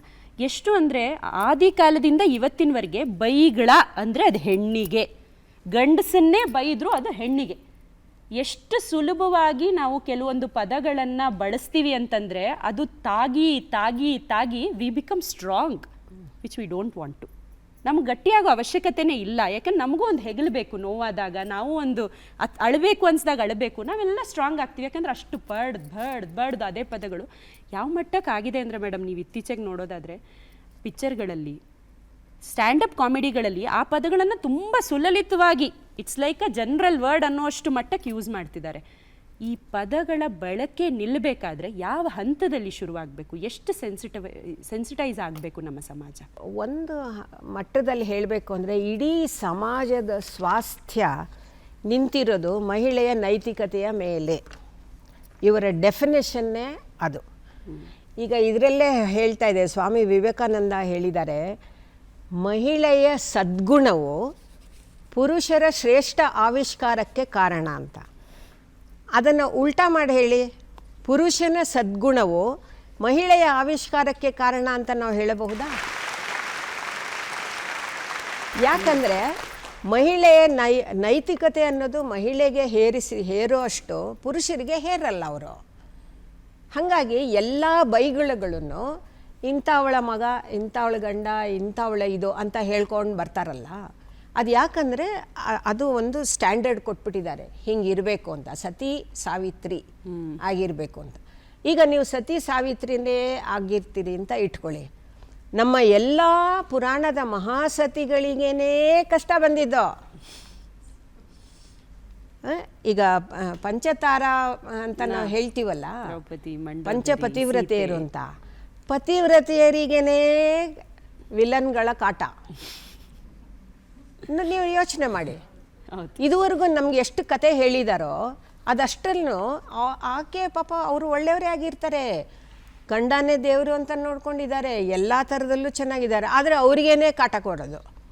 ಹಾಗಾಗಿ ನೀವು ಹಿಂಗೆ ಮಾಡಿದ್ರೂ ನಿಮಗೆ ಕಾಟ ಇರುತ್ತೆ, ಹಂಗೆ ಮಾಡಿದ್ರೂ ಕಾಟ ಇರುತ್ತೆ ಅಂತ. ಹಾಗಾಗಿ ಒಂಥರ ಎಲ್ಲಿಯವರೆಗೆ ನಾವು ಸಮಾಜದ ಸ್ವಾಸ್ಥ್ಯ ಮಹಿಳೆಯ ನೀತಿಯ ಮೇಲೆ ಅವಲಂಬಿತ ಆಗಿರುತ್ತೋ ಅಲ್ಲಿವರೆಗೂ ನಾವು ಇದರಿಂದ ತಪ್ಪಿಸ್ಕೊಳ್ಳೋದು ಬಹಳ ಕಷ್ಟ ಇದೆ. ಮುಂದಿನ ಪ್ರಶ್ನೆಯನ್ನು ನಮ್ಮ ವೀಕ್ಷಕಿಯಾದಂತಹ ಅಶ್ವಿನಿ ಅವ್ರು ಕೇಳ್ತಾ ಇದ್ದಾರೆ. ಅಶ್ವಿನಿ, ನಿಮ್ಮ ಪ್ರಶ್ನೆ. ನಮಸ್ತೆ ಮೇಡಮ್, ನಾನು ಅಶ್ವಿನಿ ಓಂಕಾರ್ ಅಂತ, ಹವ್ಯಾಸಿ ಲೇಖಕಿ ಮತ್ತು ಚಿತ್ರಕಲೆಯಲ್ಲಿ ಮಕ್ಕಳಿಗೆ ಟೀಚ್ ಮಾಡ್ತೀನಿ ಆರ್ಟ್ ಅಕಾಡೆಮಿಯಲ್ಲಿ. ಆಮೇಲೆ ಇಂಜಿನಿಯರ್ ಕೂಡ ಹೌದು. ಈ ಎಲ್ಲ ವಿಭಾಗದಲ್ಲೂ ನೋಡಿದರೆ ಕಲೆ ವಿಭಾಗದಲ್ಲಿ ನಾವು ಕನ್ಸಿಡರ್ ಮಾಡಿದಾಗ ಸಮಾನತೆ ಅಂತೀವಿ, ಹೆಣ್ಮಕ್ಳು ಗಂಡ್ಮಕ್ಳು ಸಮ ಅಂತೀವಿ. ಆದರೆ ವೇತನದ ವಿಷಯದಲ್ಲಿ ಕಲೆ ವಿಭಾಗದಲ್ಲಿ ಹೆಣ್ಮಕ್ಕಳಿಗಿಂತ ಗಂಡಸರಿಗೆ ಸ್ವಲ್ಪ ಜಾಸ್ತಿ ಇದೆ ಸಂಭಾವನೆ ಅಂತ ನನ್ನ ಅನಿಸಿಕೆ. ಅದರ ಬಗ್ಗೆ ನೀವೇನು ಹೇಳ್ತೀರಿ? ಬರೀ ಕಲೆ ಮಾತ್ರ ಅಲ್ಲ ಮೇಡಮ್, ಎಲ್ಲ ಫೀಲ್ಡಲ್ಲೂ ಮಹಿಳೆ ಮತ್ತು ಪುರುಷರಿಗಿರುವ ಸಂಭಾವನೆ ವಿಷಯದಲ್ಲಿ ಏರುಪೇರು ಇದೆ. ಆದರೆ ಎಷ್ಟೋ ಬೇರೆ ದೇಶಗಳಿಗಿಂತ ನಮ್ಮ ದೇಶ ಪರವಾಗಿಲ್ಲ ಮೇಡಮ್. ಈಗ ಒಬ್ಬ ಇಂಜಿನಿಯರ್ ಅಂತ ಅಂದರೆ, ಅಥವಾ ಒಬ್ಬರು ಡಾಕ್ಟರ್ ಅಂತಂದರೆ, ಒಬ್ಬರು ಲಾಯರ್ ಅಂತಂದರೆ ಒಂದು ಏನು ನಿಗದಿಯಾಗಿರುತ್ತೆ ಆ ಫೀಸು ಪುರುಷರಾಗಲಿ ಮಹಿಳೆಯಾಗಲಿ ತಗೋತಾರೆ ಅಂತ. ಆದರೆ ಕೂಲಿ ಕೆಲಸಕ್ಕೆ ಬಂದರೆ ಹೆಣ್ಣಾಳಿಗೆ ಬೇರೆ, ಗಂಡಾಳಿಗೆ ಬೇರೆ ಕೂಲಿ ಅಂತ ಮಾಡ್ತಾರೆ ಅಂತಂದ್ಬಿಟ್ಟು. ಆಮೇಲೆ ಕೆಲವು ಸಂದರ್ಭಗಳಲ್ಲಿ ಪ್ರಮೋಷನ್ ಕೊಡೋದ್ರಲ್ಲಾಗಲಿ ಅಥವಾ ಅವ್ರಿಗೆ ಇನ್ಕ್ರಿಮೆಂಟ್ ಕೊಡೋದ್ರಲ್ಲಾಗಲಿ ಅಲ್ಲಿ ಸ್ವಲ್ಪ ಅನ್ಯಾಯಗಳನ್ನು ಮಾಡ್ತಾರೆ. ಆದರೆ ಬೇರೆ ದೇಶಗಳಲ್ಲಿ ಹೆಣ್ಮಕ್ಕಳಿಗೆ ಕಮ್ಮಿ ಸಂಬಳ ಇರೋದು ಅಂತ ಎಷ್ಟೋ ದೇಶಗಳಲ್ಲಿ ಅದಿದೆ. ಅದು ಇನ್ನು ಕಲೆ ಅಂತಂದರೆ ಎಂಟರ್ಟೈನ್ಮೆಂಟ್ ಇಂಡಸ್ಟ್ರಿಗೆ ಬಂದರೆ, ನಮ್ಮ ಇಡೀ ದೇಶದ ಚಿಕ್ಕದಾಗಿ ಹೇಳಬೇಕು ಅಂದರೆ ಇಡೀ ದೇಶದ ಎಂಟರ್ಟೈನ್ಮೆಂಟ್ ಇಂಡಸ್ಟ್ರಿ ಇರೋದೇ ಮೇಲ್ ಗೇಜ್, ಅಂದರೆ ಪುರುಷನ ಸಂತೋಷಕ್ಕಾಗಿ, ಪುರುಷನ ಆನಂದಕ್ಕಾಗಿ ಇರುವಂತಹ ಒಂದು ಇಂಡಸ್ಟ್ರಿ ಇದು. ಮೇಲ್ ಗೇಜ್ಗೋಸ್ಕರನೇ ಎಲ್ಲ ಚಿತ್ರಗಳನ್ನು ಎಲ್ಲವನ್ನು ಮಾಡೋದು. ಮಹಿಳಾ ದೃಷ್ಟಿಯಿಂದ ಫೀಮೇಲ್ ಗೇಜಿಂದ ಮಾಡ್ತಾ ಇಲ್ಲ ಅವರು. ಆದರೆ ಅವರಿಗೆ ಮೇಲ್ ಗೇಜ್ಗೆ ಯಾವುದು ಮುಖ್ಯವಾದ ಟಾರ್ಗೆಟು? ಹೆಣ್ಣು ಹೀರೋಯಿನ್ಗಳು, ಡಾನ್ಸರ್ಸು, ಐಟಮ್ ಹುಡುಗಿರು ಅವರೇ ಬೇಕು. ಆದರೂ ಹೀರೋಗೆ ಜಾಸ್ತಿ ದುಡ್ಡು ಕೊಡ್ತಾರೆ, ಹೀರೋಯಿನ್ಗೆ ಕಮ್ಮಿ ದುಡ್ಡು ಕೊಡ್ತಾರೆ ಅಲ್ವಾ? ಸೊ ಎಷ್ಟೇ ದೊಡ್ಡ ಮಟ್ಟದಲ್ಲಿರುವಂತಹ ನಂಬರ್ 1 ಹೀರೋಯಿನ್ ಆಗಿ ಆಕೆಯಿಂದಾಗಿಯೇ ಚಿತ್ರ ಓಡ್ತಾ ಇದೆ ಅಂತ ಹೇಳಿದರೂ ಕೂಡ ಅವಳಿಗೆ ಹೀರೋಗೆ ಕೊಡೋಷ್ಟು ದುಡ್ಡು ಕೊಡೋದಿಲ್ಲ. ಸೊ ಇದನ್ನು ಒಂದು ಸ್ವಲ್ಪ ನೋಡಿ. ಮೊನ್ನೆ ಒಬ್ಬಳು ನಟಿ, ಬಹಳ ಪ್ರಸಿದ್ಧ ನಟಿ, ನಾನು 8 ಗಂಟೆವರೆಗೆ ಮಾತ್ರ ಕೆಲಸ ಮಾಡ್ತೀನಿ, ಆಮೇಲೆ ಮಾಡೋಕ್ಕಾಗಲ್ಲ, ನನಗೆ ಚಿಕ್ಕ ಮಗು ಇದೆ ಅಂತ ಹೇಳಿದ್ದಕ್ಕೆ ತುಂಬ ಟ್ರಾಲ್ ಮಾಡಿದ್ರು. ತುಂಬ ಅಂದರೆ ತುಂಬ ಟ್ರಾಲ್ ಮಾಡಿದ್ರು. ಅದೇನೇ ಒಬ್ಬ ಹೀರೋ ನನ್ನ ಕಾಲ್ ಶೀಟ್ 8 ಗಂಟೆ ಅಂತ ಹೇಳಿದಾಗ ಎಲ್ಲರೂ ಅದನ್ನು ಸುಮ್ಮನೆ ಬಾಯಿ ಮುಚ್ಕೊಂಡು ಒಪ್ಕೊಂಡ್ರು, ಯಾರೂ ಅದನ್ನು ಪ್ರಶ್ನಿಸೋಕ್ಕೆ ಹೋಗಲಿಲ್ಲ. ಸೊ ಎಲ್ಲ ಫೀಲ್ಡಲ್ಲೂ ಕಷ್ಟ ಇದೆ ಇದು, ಮತ್ತು ಹೋರಾಟ ಮಾಡ್ತಾನೇ ಇದ್ದೀವಿ ನಾವು. ಸೊ ಈಕ್ವಲ್ ಪೇ ಬರಬೇಕು ಅಂತಂದರೆ ಇನ್ನೂ ಸಾಗುವಂಥ ದಾರಿ ಬಹಳ ಇದೆ ಕಲಾ ಮಾಧ್ಯಮದಲ್ಲಿ. ಆ್ಯಕ್ಚುಲಿ ಇತ್ತೀಚೆಗಷ್ಟೇ ಪ್ರಿಯಾಂಕಾ ಚೋಪ್ರಾ ಒಂದು ಕಡೆ ಹೇಳ್ಕೊಂಡ್ರು, ಇಷ್ಟು ವರ್ಷಗಳ ಬಳಿಕ ಒಬ್ಬ ಗಂಡಸು ಏನು ಸಂಭಾವನೆ ತೊಗೊಂಡಿದ್ದಾನೋ ಅದೇ ಸಂಭಾವನೆಯನ್ನು ನಾನು ತೊಗೊಂಡಿದ್ದೀನಿ ಅಂತ. ಆಕೆಗೆ ಅದಕ್ಕೆ ಬೇರೆ ಎಲ್ಲೋ ಹಾರಿ ಎಷ್ಟೋ ವರ್ಷ ಮತ್ತೆ ಶ್ರಮಪಟ್ಟು ಆ ಒಂದು ಅವಕಾಶವನ್ನು ತೊಗೊಳ್ಬೇಕಾಗಿ ಬಂತು. ಸೊ ಅಷ್ಟು ಶ್ರೇಷ್ಠವಾದ ನಟಿ ಇಷ್ಟು ವರ್ಷ ಕಾಯಬೇಕಾಯಿತು ಆ ಈಕ್ವಲ್ ಪೇಗೋಸ್ಕರ. ಸೊ ಇದು ಒಂದೊಂದೇ ಹಂತದಲ್ಲಿ ಮುಂದೆ ಹೋಗ್ತಿರುವಂತಹ ಪ್ರೋಸೆಸ್. ಅವರು ಕೇಳಿದ ಪ್ರಶ್ನೆನೇ ಕಂಟಿನ್ಯೂಯೇಷನ್ ಆದರೆ, ಆ್ಯಡ್ ಫಿಲ್ಮ್ಸ್ ನಾವೆಲ್ಲ ನಮ್ಮ ಮನೆ ನೋಡ್ಕೊಂಡು ಬೆಳೆದವರು ಅಥವಾ ಟಿ ವಿ ನೋಡ್ಕೊಂಡು ಬೆಳೆದವರು, ಈಗಂತೂ ರೀಲ್ಸ್ ನೋಡ್ಕೊಂಡು ಬೆಳೀತಿರೋರು ಮಕ್ಕಳಂತೂ. ಸೊ ಈ ಆ್ಯಡ್ ಮೂವೀಸ್ ಹೇಗಾಗ್ತಿದೆ ಅಂದರೆ, ಎಲ್ಲರೂ ನೋಡ್ತಿರೋ ಹಾಗೆ ಒಂಥರ ಹೆಣ್ಣನ್ನು ಎಲ್ಲ ರೀತಿಯಲ್ಲೂ ಮನೆ ಚೌಕಟ್ಟಿನ ಒಳಗೆ, ಅವಳು ಡಾಕ್ಟರ್ ಆಗಿರ್ಬೋದು, ಎಂಜಿನಿಯರ್ ಆಗಿರ್ಬೋದು, ಪೈಲಟ್ ಆಗಿರ್ಬೋದು, ಮನೆಗೆ ಬಂದು ಆ ಬಿಳಿ ಬಟ್ಟೆ ಆಗಬೇಕಂದ್ರೆ ಅವಳೇ ಬಟ್ಟೆ ಹೋಗಬೇಕು, ಮನೇಲಿ ಪಾತ್ರೆ ಕ್ಲೀನ್ ಆಗಬೇಕಂದ್ರೆ ಅವಳೇ ಪಾತ್ರೆ ತೊಳಿಬೇಕು, ಅವಳಿಗೆ ಪೊಲೀಸಾಗಿ ಬಂದು ಯಾರನ್ನಾದರೂ ಹೊಡೆದಾಡಿ ವಾಪಸ್ ಬಂದಿದ್ರು ಮನೇಲಿ ಚಪಾತಿ ಹಿಟ್ಟನ್ನು ಅವಳೇ ನಾದಬೇಕು. ಸೊ ಈ ರೀತಿಯ ಆ್ಯಡ್ ಇಂಡಸ್ಟ್ರಿ ಅವ್ರು ಲಾಭ ಮಾಡ್ಕೋತಿದ್ದಾರಷ್ಟೇ. ಆದರೆ ಇಷ್ಟೆಲ್ಲ ಮಾಡೋರು ಸಡನ್ನಾಗಿ ಮಾರ್ಚ್ 8 ಬಂದ ತಕ್ಷಣ ಗಂಡು ಮಕ್ಕಳು ವಾಷಿಂಗ್ ಮೆಷಿನಿಗೆ ಬಟ್ಟೆ ಹಾಕ್ತಾರೆ, ಪಾತ್ರೆ ತೊಳೆಯೋಕ್ಕೆ ಹೆಲ್ಪ್ ಮಾಡೋಕ್ಕೆ ಶುರು ಮಾಡ್ತಾರೆ, ಅಡುಗೆ ಮಾಡಿ ಗಂಡ ತಯಾರಿಟ್ಟಿರ್ತಾನೆ, ಮನೆ ಕಸ ಗುಡ್ಸೋಕ್ಕೆ ಕಸ್ಪೊರ್ಕೆ ಎತ್ಕೋತಾನೆ. ಈ ಲಾಭಾಂಶಗಳ ಹೋರಾಟದಲ್ಲಿ ನಮ್ಮ ಮಕ್ಕಳು ಏನು ಕಲಿತಾ ಇದ್ದಾರೆ? ಒಂದು ಸೂಚನೆ ಇದು. ಆ್ಯಕ್ಚುಲಿ ಒಂದು ಅಡ್ವರ್ಟೈಸ್ಮೆಂಟ್ ತಂದುಬಿಟ್ಟು, ಒಬ್ಬ ವಿಧವೆಯ ಮರು ಮದುವೆಯದು ಒಂದು ಅಡ್ವರ್ಟೈಸ್ಮೆಂಟ್ ತಂದುಬಿಟ್ಟು ಭಾರೀ ಕ್ರಾಂತಿ ಮಾಡಿದಂಥದ್ದು ಅಂತ ಸಿಕ್ಕಾಪಟ್ಟೆ ಮಾತಾಡಿದ್ರು ಅದ್ರ ಬಗ್ಗೆ ಎಲ್ಲನೂ. ಈ ಥರ ಒಬ್ಬ ಗಂಡಸು ಬಂದು ವಾಷಿಂಗ್ ಮಿಷಿನಲ್ಲಿ ಬಟ್ಟೆ ಹಾಕೋದೇನೋ ದೊಡ್ಡ ಕೆಲಸ ಅಂತ ಅನ್ನೋ ಥರ ತೋರಿಸ್ಬಿಟ್ಟು, ಸೊ ಸಚ್ ಬಿಗ್ ಡಿಫ್ರೆನ್ಸ್ ಅಂದ್ಕೊಂಡೆಲ್ಲ ಮಾತಾಡ್ತಾ ಇದ್ದಾನೆ. ನನಗನ್ಸುತ್ತೆ ಅದನ್ನು 2 ರೀತಿಯಲ್ಲಿ ನೋಡ್ಬೋದು ನಾವು. ಒಂದೇನೆಂದರೆ ಈ ಥರ ಗೇಲಿ ಮಾಡಿಕೊಂಡು ಏನು ಮಹಾ ಅಂತ ಅನ್ನೋದು ಒಂದು. ಇನ್ನೊಂದು ಎಲ್ಲೋ ಒಂದು ಕಡೆ ಬದಲಾವಣೆ ಶುರು ಆಗಿದೆ, ಅದನ್ನು ನಾವು ಅಕ್ನಾಲೇಜ್ ಮಾಡೋಣ ಅಂತ ಅಂದ್ಬಿಟ್ಟು. ಸೊ ಎಷ್ಟೋ ಜನ ಗಂಡಸರು ಇವಾಗ್ಲೂ ನಾನು ಮಾಡಲ್ಲ ಅಂತ ಹೇಳಿದರೆ ಎಲ್ಲೋ ಒಂದು ಕಡೆ ಅನಿವಾರ್ಯವಾಗಿ ಆದರೂ ಅವರು ಮಾಡಲೇಬೇಕಾಗತ್ತೆ. ಸೊ ಈ ಮನೆ ಕೆಲಸ ಅನ್ನೋದರಲ್ಲಿ ಪಾಲು ತಗೊಳ್ಳೋದಿದೆಯಲ್ಲ, ನನಗೆ ಅದೇನು ದೊಡ್ಡ ವಿಷಯ ಅಲ್ಲ ಅದು. ಅದೇ ದೊಡ್ಡ ವಿಷಯ ಮಾಡ್ಕೊಂಡಿದ್ದಾರೆ. ಎಷ್ಟೋ ಜನ ಹೆಣ್ಮಕ್ಳೇ ಅಯ್ಯೋ ನಮ್ಮ ಮನೆಯವ್ರ ಹತ್ರ ನಾನು ಏನು ಅಡುಗೆ ಮಾಡಿಸಲ್ಲಪ್ಪ ಅಂತ ಹೇಳೋದನ್ನೇ ಒಂದು ಏನೋ ಕಿರೀಟ ಅನ್ನೋ ಥರನೂ ಮಾಡ್ಕೊತಾರೆ ಅವರು. ನಾನೇ ಎಲ್ಲ ಮಾಡ್ತೀನಿ ಅಂತ ಅದೊಂಥರದ ಈ ಸ್ಯಾಕ್ರಿಫೈಸಿಂಗ್ ಟೆಂಡೆನ್ಸಿ ಬರುತ್ತಲ್ಲ, ಹಾಗೆ ನಾ ಆಫೀಸ್ಗೂ ಹೋಗ್ತೀನಿ, ಮನೆಗೂ ಬಂದು ನೋಡ್ಕೋತೀನಿ, ಎಲ್ಲ ಮಾಡ್ತೀನಿ. ಅಕಸ್ಮಾತ್ ಹಂಗೆ ಮಾಡಲಿಲ್ಲ ಅಂತ ಇಟ್ಕೊಳ್ಳಿ, ನನ್ನ ಸೊಸೆ ಒಂದು ಜೋಕ್ ಇದೆಯಲ್ಲ, ನನ್ನ ಸೊಸೆ ನನ್ನ ಅಳಿಯ ಎಷ್ಟು ಜಾಣ ಅಂದರೆ ಒಳ್ಳೆಯವನು ಅಂದರೆ ನನ್ನ ಮಗಳನ್ನ ಅಷ್ಟು ಚೆನ್ನಾಗಿ ನೋಡ್ಕೋತಾನೆ, ಅದೇ ನನ್ನ ಸೊಸೆ ನೋಡಿ ನನ್ನ ಮಗನ ಹತ್ರ ಕೆಲಸ ಮಾಡಿಸ್ತಾಳೆ ಅಂತ ಹೇಳ್ತಾರೆ. ಇದೊಂದು ಜೋಕ್ ಹಂಗೆ ತೊಗೊಳ್ಬೋದೇ ಹೊರತು ನಾವು ಅದನ್ನು ಮೀರಿ ನಾವು ಇದನ್ನು ಡೆಫಿನೇಷನ್ ಅಂತ ತೊಗೊಳ್ಬಾರ್ದು ಅಂತಂದ್ಬಿಟ್ಟು. ಸೊ ಇದು ತುಂಬ ಡೀಟೇಲಾಗಿ ನಾವು ಮಾತಾಡೋವಂಥ ಅಗತ್ಯ ಇದೆ. ಯಾಕೆ ಗೊತ್ತಾ, ನಮ್ಮ ಸಮಾಜದಲ್ಲಿ ಕೆಳಗಿನಿಂದ ಮೇಲಿನ ವರ್ಗ ಇದೆಯಲ್ಲ, ಅವರ ಲೈಫ್ ಸ್ಟೈಲ್ನ ನೀವು ನೋಡಿ. ಈಗ ಕೆಳವರ್ಗದವರಲ್ಲಿ ಗಂಡಸರು ಸಹಜವಾಗಿ ಕೆಲಸ ಮಾಡ್ತಾರೆ. ಹೌದು, ಅವ್ರೇನು ಅದನ್ನು ತಲೆ ಕೆಡಿಸ್ಕೊಳ್ಳೋದೇ ಇಲ್ಲ. ಅವ್ರಿಗೇನು ಅದೇನು ನಾವೇನೋ ಬದಲಾವಣೆ ತರ್ತಾ ಇದ್ದೀವಿ, ಕ್ರಾಂತಿ ಮಾಡ್ತಾ ಇದ್ದೀವಿ ಅನ್ನೋ ಮನೋಭಾವ ಅವ್ರಿಗೇನು ಇರಲ್ಲ. ತುಂಬ ಮೇಲ್ವರ್ಗದಲ್ಲಿದ್ದಾರಲ್ಲ ಅವ್ರಿಗೂ ಅದು ಸಹಜನೇ, ಅವ್ರೇನು ಅದನ್ನು ಭಾಳ ದೊಡ್ಡದು ಅಂದ್ಕೊಳ್ಳಿ. ಈ ಮಧ್ಯದಲ್ಲಿದ್ದಾರಲ್ಲ ಅವರೇನೇ ಇದಕ್ಕೆ ಬಹಳ ಅತೀ ಇಂಪಾರ್ಟೆನ್ಸ್ ಕೊಟ್ಟು ಏನೋ ಆಗೋಗ್ಬಿಡ್ತಾ ಇದೆ, ನನ್ನ ಗಂಡ ಚಪಾತಿ ಮಾಡಿದ್ರೆ, ನನ್ನ ಮಗ ಚಪಾತಿ ಮಾಡಿದ್ರೆ ಏನೋ ಆಗೋಯ್ತು ಅನ್ನೋ ಥರ ಆಡೋದಿದೆಯಲ್ಲ, ಈ ಮಧ್ಯದಲ್ಲಿರೋರ್ದ ತಾಕಲಾಟನೇ ಇದು. ಮುಂದಿನ ಪ್ರಶ್ನೆಯನ್ನ ಅನಿತಾ ಕೇಳ್ತಾ ಇದ್ದಾರೆ. ಅನಿತಾ, ನಿಮ್ಮ ಪ್ರಶ್ನೆ. ನನಗನ್ಸುತ್ತೆ ಈ ಮಹಿಳೆಯಲ್ಲಿ ಮನೆಯಿಂದನೇ ಎಲ್ಲ ಶುರುವಾಗಬೇಕಿದೆ. ಎಷ್ಟೋ ಜನ ಅಮ್ಮಂದಿರೇ ಗಂಡು ಮಕ್ಕಳಿಗೆ ಒಂಥರ ಬೆಳೆಸ್ತಾರೆ, ಹೆಣ್ಮಕ್ಳನ್ನ ಒಂಥರ ಬೆಳೆಸ್ತಾರೆ. ಇವಾಗ ಗಂಡು ಮಕ್ಕಳು ಏನೋ ಒಂದು ಚಿಕ್ಕ ಕೆಲಸ ಮಾಡಿದ್ರೆ ವಾವ್ ಅಂತ ಇರುತ್ತೆ, ಆದರೆ ಅದೇ ಹೆಣ್ಮಕ್ಳು ಅದು ಅವಳ ಡ್ಯೂಟಿ ಆ್ಯಂಡ್ ಅವಳ ಕರ್ತವ್ಯದಲ್ಲಿ ಬಂದುಬಿಡುತ್ತೆ. ಆ ಥರ ಈ ಮಹಿಳೆಯರಿಗೆ ತಿಳುವಳಿಕೆ ಜಾಸ್ತಿ ಬೇಕಾಗಿದೆ ಇನ್ನೂ ಅಂತ ಅನ್ನಿಸ್ತಾ ಇದೆ. ಆ ಥರ ತಿಳುವಳಿಕೆ ನನಗನ್ಸುತ್ತೆ ಸ್ಕೂಲ್ಗಳಲ್ಲಿ ಕೊಡಬೇಕಾಗತ್ತೆ. ಅಮ್ಮಂದಿರನ್ನೇ ಕರೆಸಿ ಕೆಲವೊಂದು ಸತಿ ಸ್ಕೂಲ್ಗಳಲ್ಲಿ ತಿಳುವಳಿಕೆ ಕೊಟ್ಟರೆ ಒಳ್ಳೆಯದು ಅಂತ ಅನಿಸುತ್ತೆ. ಇದ್ರ ಬಗ್ಗೆ ಮೇಡಮ್ ಏನು ಹೇಳ್ತೀರಾ? ಈಗ ಒಂದು 50 ವರ್ಷದ ಹಿಂದೆ ಬರೀ ಇಬ್ಬರು ಹೆಣ್ಮಕ್ಳಿದ್ದಾರೆ ಅಂದರೆ ಕೊರಗ್ತಾ ಇದ್ರು, ಗಂಡು ಮಕ್ಕಳಿಲ್ಲ ಅಂತ.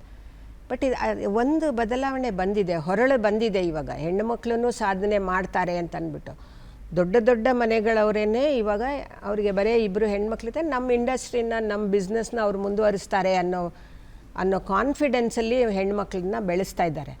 ಅದು ಅಕ್ರಾಸ್ ದಿ ಕ್ಲಾಸಸ್, ಅಂದರೆ ಎಲ್ಲ ಈಗ ನಮ್ಮ ಮನೆ ಕೆಲಸ ಮಾಡೋರೇ ಕೂಡ ಹೆಣ್ಮಕ್ಳು ಅಂತ ಅಂದ್ಬಿಟ್ಟು ಗೋಳಾಡೋ ಅಂಥ ಟೈಮ್ ಇವಾಗಿಲ್ಲ. ಅವರೇ ಅದನ್ನು ಅಕ್ಸೆಪ್ಟ್ ಮಾಡ್ಕೊಂಬಿಟ್ಟಿದ್ದಾರೆ, ಓದಿಸ್ತಾ ಇದ್ದಾರೆ.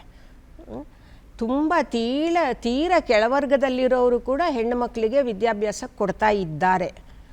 ಸೊ ಹಾಗಾಗಿ ಬದಲಾವಣೆ ಬರ್ತಾ ಇದೆ, ಇಲ್ಲ ಅಂತ ನಾನು ಹೇಳೋದಿಲ್ಲ. ಅಕಸ್ಮಾತ್ ಒಂದೊಂದು ಅಂಥ ಸಂದರ್ಭಗಳಿದ್ದರೆ ಅದನ್ನು ನಾವು ಅಲ್ಲಲ್ಲಿ ನಿಭಾಯಿಸ್ಕೊಂಡು ಅದನ್ನು ಸರಿ ಮಾಡಿಕೊಂಡು ಮುಂದಕ್ಕೆ ಹೋಗಬೇಕೇ ಹೊರತು, ನನಗೆ ಪಾಸಿಟಿವ್ ಆಗಿ ನೋಡೋಕ್ಕಿಷ್ಟ.